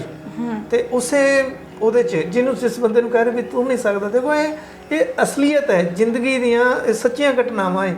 ਤੇ ਇਹਨਾਂ ਤੋਂ ਆਪਾਂ ਨੂੰ ਸਿੱਖਣਾ ਚਾਹੀਦਾ ਵੀ ਜੇ ਸਾਡੀ ਜ਼ਿੰਦਗੀ 'ਚ ਵੱਡਾ ਕੋਈ ਐਜਾ ਉਹ ਦੌਰ ਆ ਜਾਂਦਾ ਹੈ ਜੀ, ਅਸੀਂ ਨਿਰਾਸ਼ਤਾ 'ਤੇ ਚਲੇ ਜਾਂਦੇ ਹਾਂ, ਤਾਂ ਸਾਨੂੰ ਇਹ ਨਹੀਂ ਸਮਝਣਾ ਸਾਡੀ ਜ਼ਿੰਦਗੀ ਖਤਮ ਹੈ। ਸਾਨੂੰ ਇਹ ਸੋਚਣਾ ਚਾਹੀਦਾ ਵੀ ਸਾਡੇ ਨਾਲ ਸਾਡੇ ਪਿਆਰੇ ਬੈਠੇ ਨੇ, ਸਾਨੂੰ ਜੇ ਅਸੀਂ ਇਸ ਜ਼ਿੰਦਗੀ ਤੋਂ ਚਲੇ ਗਏ ਤਾਂ ਉਹਨਾਂ ਦਾ ਕੀ ਬਣੇਗਾ ਜੀ, ਸਾਡੇ ਜਾਣ ਦੇ ਨਾਲ ਉਹਨਾਂ ਦਾ ਕਿੰਨਾ ਔਖਾ ਹੋ ਜਾਏਗਾ। ਸਾਡੇ ਤੇ ਵੀ ਬਹੁਤ ਸਾਰੇ ਬੰਦੇ ਨਿਰਭਰ ਕਰਦੇ, ਹਰ ਇੱਕ ਬੰਦੇ ਨਿਰਭਰ ਕਰਦੇ ਆ, ਕੋਈ ਨਾ ਕੋਈ ਕਰਦਾ ਹੁੰਦਾ। ਤਾਂ ਇੱਕ ਵੀ ਬੰਦਾ ਜੇ ਤੁਹਾਡੇ ਤੇ ਨਿਰਭਰ ਕਰਦਾ ਤਾਂ ਉਹਨੂੰ ਤੁਸੀਂ, ਤੁਹਾਡੀ ਮਾਂ ਹੀ ਤੁਹਾਡੇ ਤੇ ਨਿਰਭਰ ਕਰਦੀ ਹੋਵੇ, ਯਾਨੀ ਤੁਹਾਡਾ ਪਿਓ ਨਿਰਭਰ ਕਰਦਾ, ਜੇ ਤੁਸੀਂ ਉਹਨਾਂ ਦਾ ਸੋਚੇ ਬਗੈਰ ਹੀ ਤੁਸੀਂ ਸੁਸਾਈਡ ਕਰ ਲਿਆ, ਜਾਂ ਕਹਿ ਲਓ ਤੁਸੀਂ ਤੁਹਾਡੇ ਬੱਚੇ ਨੇ, ਪਤਨੀ ਹੈ, ਤੁਸੀਂ ਪਰੇਸ਼ਾਨ ਹੋ, ਉਹਨਾਂ ਨੂੰ ਉਹਨਾਂ ਪੈਸੇ ਕਰਕੇ ਪਰੇਸ਼ਾਨ, ਕੋਈ ਗੱਲ ਕਰਕੇ ਪਰੇਸ਼ਾਨ ਹੈ, ਤੁਸੀਂ ਸੁਸਾਈਡ ਕਰ ਲਿਆ, ਤਾਂ ਉਹਨਾਂ ਦਾ ਬੱਚਿਆਂ ਦਾ ਕੀ ਹੋਏਗਾ? ਉਹਨਾਂ ਦੀ ਜ਼ਿੰਦਗੀ ਨੂੰ ਥੋੜੀ ਕਲਪਨਾ ਕਰਕੇ ਦੇਖੋ ਕਿਵੇਂ ਗੁਜ਼ਰਨਗੇ। ਇੱਕ ਮੈਂ ਗੱਲ ਇਹ ਕਹਿੰਦਾ ਵੀ ਜੇ ਤੁਹਾਡਾ ਕੋਈ ਦੋਸਤ ਫਰੈਂਡ ਮਿੱਤਰ ਜੇ ਤੁਹਾਨੂੰ ਇਹ ਕਹੇ ਵੀ ਯਾਰ ਮੈਂ ਬੜਾ ਡਿਪਰੈਸ਼ਨ 'ਚ, ਮੈਂ ਬੜਾ ਔਖਾ, ਮੈਂ ਤਾਂ ਜ਼ਿੰਦਗੀ ਐਂ ਲੱਗਦਾ ਵੀ ਤਬਾਹ ਕਰ ਲਾਂ, ਖਤਮ ਕਰ ਲਾਂ ਆਪਣੀ ਜ਼ਿੰਦਗੀ, ਤਾਂ ਇਸ ਗੱਲ ਨੂੰ ਇੱਕ ਸੱਚਾ ਮਿੱਤਰ ਦੋਸਤ ਹੈ ਜਿਹੜਾ ਉਹਨੂੰ ਇਹ ਲਾਈਟਲੀ ਨਹੀਂ ਲੈਣੀ ਚਾਹੀਦੀ ਗੱਲ। ਅੱਜ ਦੇ ਸਮੇਂ 'ਚ ਤਾਂ ਬਿਲਕੁਲ ਵੀ ਨਹੀਂ, ਕਿਉਂਕਿ ਅੱਜ ਕੱਲ੍ਹ ਤਾਂ ਆਮ ਹੀ ਸੁਸਾਈਡ ਕਰਨਾ ਇੱਕ ਛੋਟੀ ਜਿਹੀ ਗੱਲ ਹੋ ਗਈ ਹੈ। ਜਦੋਂ ਉਹ ਚੱਕ ਕੇ ਕੋਈ ਨਹਿਰ ਛਾਲ ਮਾਰ ਦਿੰਦਾ, ਕੋਈ ਲੜਕ ਜਾਂਦਾ, ਕੋਈ ਕਿਵੇਂ, ਕਿਉਂਕਿ ਸਾਡੀ ਸੋਲ ਪਾਵਰ ਬਹੁਤ ਜ਼ਿਆਦਾ ਵੀਕ ਹੋ ਚੁੱਕੀ ਹੈ ਨਾ। ਮੈਂ ਤਾਂ ਸਾਡੇ ਤਾਂ ਆਪ ਘਰ ਦੇ ਵਿੱਚ ਇਹ ਗੱਲ ਹੋਈ ਹੈ, ਮੇਰੀ ਤਾਂ ਭਤੀਜੀ ਨੇ ਸੁਸਾਈਡ ਪਿੱਛੇ ਜੇ 2018 17 19 ਦੇ ਵਿੱਚ ਕੀਤਾ, ਤੇ ਉਹ ਗੱਲ ਚੰਗੀ ਭਲੀ ਰਾਤ ਸਾਡੇ ਨਾਲ ਗੱਲਾਂ ਕੀਤੀਆਂ, ਸਾਰਾ ਕੁਝ ਹੋਇਆ, ਆਪਣੇ ਪਤੀ ਨਾਲ ਕੀ ਗੱਲ ਹੋਈ, ਕੀ ਬਾਤ ਹੋਈ ਉਹਦੀ, ਤੇ ਉਹਨੇ ਸੁਸਾਈਡ ਕਰ ਲਿਆ। ਤੇ ਅਸੀਂ ਉਸ ਦੌਰ 'ਚੋਂ ਨਿਕਲਣ, ਸਾਡੇ 'ਤੇ ਜੋ ਬੀਤੀ ਹੈ ਅਸੀਂ ਹੁਣ ਤੱਕ ਨਹੀਂ ਉਸ ਚੀਜ਼ 'ਚੋਂ ਨਿਕਲ ਸਕੇ। ਮੇਰਾ ਬ੍ਰਦਰ ਹੈ, ਉਹ ਹੁਣ ਵੀ ਉਹਨੂੰ ਯਾਦ ਕਰਕੇ ਰੋਣ ਲੱਗ ਪੈਂਦਾ। ਮਾਵਾਂ ਧੀਆਂ ਪਿਓ ਨੂੰ ਬਹੁਤ ਪਿਆਰੀਆਂ ਹੁੰਦੀਆਂ, ਸੋ ਐਸੀਆਂ ਗੱਲਾਂ ਵੀ ਬੱਚਿਆਂ ਨੂੰ ਸੋਚਣਾ ਚਾਹੀਦਾ ਵੀ ਇਹ ਕੋਈ ਐਡੀ ਕੋਈ ਗੱਲ ਨਹੀਂ ਹੁੰਦੀ। ਮਾਂ ਬਾਪ ਨੂੰ ਦੱਸੋ ਤੇ ਉਹਦਾ ਹੱਲ ਕੋਈ ਨਾ ਕੋਈ ਨਿਕਲ ਜਾਂਦਾ ਹੁੰਦਾ। ਇਹ ਗੁੱਸੇ 'ਚ ਆ ਕੇ ਅਸੀਂ ਐਸੇ ਫੈਸਲੇ ਲੈ ਲੈਂਦੇ ਕਈ ਵਾਰੀ, ਤਾਂ ਉਹਦਾ ਧਿਆਨ ਰੱਖਣਾ ਚਾਹੀਦਾ। ਜੇ ਕੋਈ ਦੋਸਤ ਮਿੱਤਰ ਕਹੇ ਤਾਂ ਉਹਨਾਂ ਨਾਲ ਨਾ ਵੱਧ ਤੋਂ ਵੱਧ ਸੰਵਾਦ ਕਰਨਾ ਚਾਹੀਦਾ, ਉਹਦੇ ਨਾਲ ਗੱਲ ਕਰਨੀ ਚਾਹੀਦੀ ਆ, ਉਹਨੂੰ ਦੱਸਣਾ ਚਾਹੀਦਾ, ਕਹਿਣਾ ਚਾਹੀਦਾ ਕਿ ਨਹੀਂ ਇਹ ਵੀ ਪੁੱਛਣਾ ਚਾਹੀਦਾ ਉਹਨੂੰ ਵੀ ਇਹ ਗੱਲ ਕਿਵੇਂ ਹੋਈ। ਉਹਨੂੰ ਇਹ ਅਹਿਸਾਸ ਦਿਵਾਓ, ਜਿਹੜਾ ਬੰਦਾ ਕਹਿੰਦਾ ਵੀ ਮੈਂ ਸੁਸਾਈਡ ਕਰ ਰਿਹਾ, ਤੇ ਉਹਨੂੰ ਇਹ ਅਹਿਸਾਸ ਦਿਵਾਓ ਵੀ ਤੇਰੀ ਮੈਨੂੰ ਬੜੀ ਜ਼ਰੂਰਤ ਹੈ ਜੀ। ਕਿ ਵੀ ਚੀਜ਼ ਹੈ ਨਾ ਸਰ, ਉਹਨੂੰ ਇਹ ਚੀਜ਼ ਵੀ ਦੱਸਣੀ ਚਾਹੀਦੀ ਹੈ ਵੀ ਜੇ ਅਗਰ ਇੱਕ ਚੀਜ਼ ਗਲਤ ਹੋਈ ਹੈ ਪਰ ਉਹਦੀ ਜਗ੍ਹਾ ਤੇ ਉਹਦੇ 'ਚ ਇਹ ਅੱਛੀ ਕੁਆਲਿਟੀਜ਼ ਵੀ ਹੈਗੀਆਂ ਨੇ। ਬਿਲਕੁਲ, ਅਸੀਂ ਨੈਗੇਟਿਵ ਪੁਆਇੰਟ 'ਤੇ ਬਹੁਤ ਜ਼ਿਆਦਾ ਫੋਕਸ ਕਰਦੇ ਹਾਂ, ਪੋਜ਼ੀਟਿਵ ਨੂੰ ਭੁੱਲ ਹੀ ਜਾਂਦੇ ਕਿ ਵੀ ਸਾਡੇ 'ਚ ਹੈਗੇ ਨੇ। ਹਾਂ, ਮਤਲਬ ਹੁਣ ਜਿਹੜਾ ਬੰਦਾ ਡਿਪਰੈਸ਼ਨ 'ਚ ਚਲਾ ਗਿਆ, ਜਿਹੜਾ ਉਦਾਸ ਹੈ ਜ਼ਿੰਦਗੀ ਤੋਂ, ਜਿਹੜਾ ਹੁਣ ਜ਼ਿੰਦਗੀ ਨੂੰ ਜਿਹਨੂੰ ਚੰਗੀ ਨਹੀਂ ਲੱਗਦੀ ਵੀ ਮੈਂ ਹੁਣ ਜਿਉਣਾ ਨਹੀਂ ਹੈਗਾ, ਉਹਨੂੰ ਉਹ ਤਾਂ ਵਿਚਾਰਾ ਸੁੰਨ ਹੁੰਦਾ ਹੈ। ਪਰ ਜੇ ਉਹਨੂੰ ਇਹ ਦਿਖਾਇਆ ਜਾਵੇ ਵੀ ਯਾਰ ਉਹ ਬੰਦਾ ਫਲਾਣਾ ਬੰਦਾ ਹੈ ਵੀ ਉਹਨੂੰ ਮੇਰੀ ਬੜੀ ਜ਼ਰੂਰਤ ਹੈ, ਉਹਨੂੰ ਕਿਹਾ ਜਾਵੇ ਮੰਨ ਲਓ ਮੈਂ ਡਿਪਰੈਸ਼ਨ 'ਚ ਹੈ ਤੇ ਮੇਰਾ ਦੋਸਤ ਮੈਨੂੰ ਕਹੇ ਵੀ ਹਾਂ ਵੀ ਗੁਰਦੇਵ ਸਿੰਘ ਯਾਰ ਮੈਂ ਤੇਰੇ ਬਗੈਰ ਮੈਨੂੰ ਤਾਂ ਕੋਈ ਉਹ ਵੀ ਨਹੀਂ ਕਰਦਾ, ਤੂੰ ਮੇਰਾ ਇਕੱਲਾ ਦੋਸਤ ਹੈ, ਚੱਲ ਯਾਰ ਅਸੀਂ ਫਲਾਣੀ ਜਗ੍ਹਾ ਜਾ ਕੇ ਆਈਏ। ਇੱਕ ਚੰਗੇ ਦੋਸਤ ਮਿੱਤਰ ਦੀ ਇਹ ਗੱਲ ਹੁੰਦੀ ਹੈ। ਤਾਂ ਮੈਨੂੰ ਨਾ ਆਪਣਾ ਦੋਸਤ ਇਸ ਵੇਲੇ ਰਾਜਨ ਯਾਦ ਆ ਰਿਹਾ, ਤੇ ਉਹ ਮੇਰਾ ਬਹੁਤ ਕਲੋਜ਼ ਫਰੈਂਡ ਹੈ। ਉਹਦੀ ਮੈਂ ਹੁਣ ਸੋਚ ਰਿਹਾ ਵੀ ਜੇ ਗੱਲ ਮੈਂ ਕਰ ਰਿਹਾ ਤੇ ਉਹ ਵੀ ਇੱਦਾਂ ਦੀ ਕੋਈ, ਉਹ ਵੀ ਕਈ ਵਾਰੀ ਡਿਪਰੈਸ਼ਨ 'ਚ ਹੁੰਦਾ, ਆਪਾਂ ਗੱਲਾਂ ਕਰਦੇ ਹਾਂ, ਉਹ ਮੈਨੂੰ ਫੋਨ ਕਰ ਲੈਂਦਾ ਜਾਂ ਕਿੱਦਾਂ। ਤਾਂ ਇਹ ਜਿਹੀਆਂ ਗੱਲਾਂ ਜਿਹੜੀਆਂ ਹੈਗੀਆਂ ਇਹਨਾਂ ਤੋਂ ਇੱਦਾਂ ਨਿਕਲਿਆ ਜਾ ਸਕਦਾ। ਜੇ ਤੁਹਾਡਾ ਕੋਈ ਯਾਰ ਦੋਸਤ ਮਿੱਤਰ ਜਾਂ ਕੋਈ ਘਰ ਦਾ ਜੀਅ ਹੈ ਤਾਂ ਉਹਨੂੰ ਇਕੱਲਾ ਨਾ ਛੱਡੋ, ਉਹਦੇ ਨਾਲ ਗੱਲ ਕਰੋ। ਜੇ ਉਹ ਮਜ਼ਾਕ 'ਚ ਵੀ ਜੇ ਕੋਈ ਐਸੀ ਗੱਲ ਕਰਦਾ ਉਹਨੂੰ ਲਾਈਟਲੀ ਨਹੀਂ ਲੈਣਾ ਚਾਹੀਦਾ, ਕਿਉਂਕਿ ਸਮਾਂ ਜਿਹੜਾ ਹੈਗਾ ਅੱਜ ਦੇ ਸਮੇਂ ਦੇ ਵਿੱਚ ਡਿਪਰੈਸ਼ਨ ਇੱਕ ਬਹੁਤ ਵੱਡੀ ਜਿਹੜੀ ਹੈ ਇਹ ਸਮੱਸਿਆ ਬਣ ਚੁੱਕਿਆ ਹੈ। ਇਹਦੇ ਵਿੱਚੋਂ ਸਾਨੂੰ ਸਾਰਿਆਂ ਨੂੰ ਰਲ ਕੇ ਆਪਣੇ ਜਿਹੜੇ ਦੋਸਤ ਮਿੱਤਰ ਹੈ ਜਿਹੜੇ ਇਸ ਜਗ੍ਹਾ ਇਸ ਤੋਂ ਜੂਝ ਰਹੇ ਨੇ ਉਹਨਾਂ ਨੂੰ ਬਾਹਰ ਕੱਢਣ ਦੀ ਕੋਸ਼ਿਸ਼ ਕਰਨੀ ਚਾਹੀਦੀ ਹੈ ਤੇ ਇਹਦੇ ਚੋਂ ਕੱਢਿਆ ਜਾ ਸਕਦਾ, ਕੋਈ ਐਸੀ ਗੱਲ ਨਹੀਂ ਹੈ। ਤੇ ਪਰ ਹੈ ਇਹ ਇੱਕ ਯਤਨ ਹੈ ਜਿਹੜਾ ਸਾਰਿਆਂ ਨਾਲ ਰਲ ਕੇ ਪਿਆਰੇ ਦੋਸਤਾਂ ਮਿੱਤਰਾਂ ਨਾਲ ਹੀ ਕੀਤਾ ਜਾ ਸਕਦਾ ਪੂਰਾ। ਉਸ ਪ੍ਰਮਾਤਮਾ ਦੇ ਕੋਲ ਆਪਾਂ ਅਰਦਾਸ ਕਰੀਏ। ਔਰ ਜਿਹੜਾ ਬੰਦਾ ਡਿਪਰੈਸ਼ਨ 'ਚ ਹੈ ਅਸੀਂ ਤਾਂ ਉਹਨੂੰ ਵੀ ਕਹਾਂਗੇ ਜੋ ਕੋਈ ਵੀ ਹੈ ਵੀ ਤੁਸੀਂ ਤੁਹਾਡੀ ਜ਼ਿੰਦਗੀ ਅੱਗੇ ਬੜੀ ਖੁਸ਼ਹਾਲ ਹੈ, ਤੁਸੀਂ ਇੱਕ ਵਾਰ ਇਹਨੂੰ ਹੋਰ ਮੌਕਾ ਦਿਓ, ਆਪਣੇ ਆਪ ਨੂੰ ਮੌਕਾ ਦੇ ਕੇ ਦੇਖੋ ਵੀ ਇਸ ਜ਼ਿੰਦਗੀ ਨੂੰ ਇਸ ਤਰ੍ਹਾਂ ਖਤਮ ਨਾ ਕਰੋ। ਸੋ ਪ੍ਰੋਗਰਾਮ ਦੇ ਅੰਤ ਦੇ ਵਿੱਚ ਇੱਕੋ ਹੀ ਗੱਲ ਮਤਲਬ ਕਰਨਾ ਚਾਹੂੰਗੀ ਮੈਂ ਵੀ ਜ਼ਿੰਦਗੀ ਦੇ ਵਿੱਚ ਬਹੁਤ ਸਾਰੇ ਟਵਿਸਟ ਐਂਡ ਟਰਨਸ ਆਉਂਦੇ ਨੇ। ਇਹ ਸਾਡੇ ਤੇ ਨਿਰਭਰ ਕਰਦਾ ਵੀ ਅਸੀਂ ਕਿਹਨੂੰ ਹੋਲਡ ਕਰਕੇ ਰੱਖਣਾ ਤੇ ਕਿਹਨੂੰ ਜਾਣ ਦੇਣਾ। ਸੋ ਜਿਹੜੀਆਂ ਚੀਜ਼ਾਂ ਸਾਡੇ ਨਾਲ ਚੰਗੀਆਂ ਹੋਈਆਂ ਨੇ ਸਾਨੂੰ ਉਹ ਚੀਜ਼ਾਂ ਨੂੰ ਹਮੇਸ਼ਾ ਯਾਦ ਰੱਖਣਾ ਚਾਹੀਦਾ ਤੇ ਜੋ ਨੈਗੇਟਿਵ ਹੋ ਗਿਆ ਉਹਨੂੰ ਭੁੱਲ ਜਾਣਾ ਚਾਹੀਦਾ। ਕਿਉਂਕਿ ਸਾਡੇ ਨਾਲ ਬਹੁਤਾ ਨਾ ਸੋਚੋ ਕਿ ਤੁਹਾਡੀ ਸੁਸਾਇਟੀ ਤੁਹਾਨੂੰ ਜਾਣਦੀ ਹੈ, ਆਸ ਪੜੋਸ ਜਾਣਦਾ, ਉਹ ਕੀ ਸੋਚੇਗਾ। ਨਹੀਂ, ਸਾਡੇ ਲਈ ਸਾਡੇ ਮਾਂ-ਬਾਪ ਬਹੁਤ ਜ਼ਰੂਰੀ ਨੇ, ਸਾਡੇ ਭੈਣ ਭਰਾ ਬਹੁਤ ਜ਼ਰੂਰੀ ਨੇ, ਹੈ ਨਾ। ਤੇ ਜਿਹੜੇ ਰਿਸ਼ਤੇ ਸਾਡੇ ਬਹੁਤ ਨਜ਼ਦੀਕ ਨੇ ਨਾ ਉਹਨਾਂ ਬਾਰੇ ਸੋਚੋ ਤੇ ਉਹਨਾਂ ਲਈ ਜੀਓ।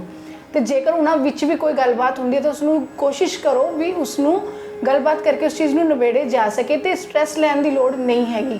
ਉਹ ਪਰਮਾਤਮਾ ਤੇ ਵਿਸ਼ਵਾਸ ਰੱਖਣਾ ਬਹੁਤ ਜ਼ਿਆਦਾ ਜ਼ਰੂਰੀ ਹੈ। ਜੇ ਉਸ 'ਤੇ ਵਿਸ਼ਵਾਸ ਹੈ ਨਾ ਫਿਰ ਬਾਕੀਆਂ ਚੀਜ਼ਾਂ ਜਿਹੜੀਆਂ ਹੈਗੀਆਂ ਨੇ ਬਹੁਤ ਛੋਟੀਆਂ ਲੱਗਣੀ ਸ਼ੁਰੂ ਹੋ ਜਾਣਗੀਆਂ। ਜੇਕਰ ਤੁਹਾਨੂੰ ਸਾਡਾ ਇਹ ਪ੍ਰੋਗਰਾਮ ਚੰਗਾ ਲੱਗਿਆ ਤੇ ਤੁਸੀਂ ਚਾਹੁੰਦੇ ਹੋ ਵੀ ਅਸੀਂ ਅੱਗੇ ਵੀ ਇਸੇ ਤਰ੍ਹਾਂ ਦੇ ਹੋਰ ਪ੍ਰੋਗਰਾਮਸ ਲੈ ਕੇ ਆਈਏ ਤੇ ਤੁਸੀਂ ਆਪਣੇ ਜਿਹੜੇ ਸੁਝਾਅ ਉਹ ਸਾਨੂੰ ਕਮੈਂਟ ਬਾਕਸ 'ਚ ਦੇ ਸਕਦੇ ਹੋ। ਤੇ ਹਮੇਸ਼ਾ ਸਾਡੇ ਨਾਲ ਜੁੜੇ ਰਹਿਣ ਦੇ ਲਈ ਦੇਖਦੇ ਰਹੋ ਵਿਜ਼ਨ 1469। ਸਤਿ ਸ਼੍ਰੀ ਅਕਾਲ।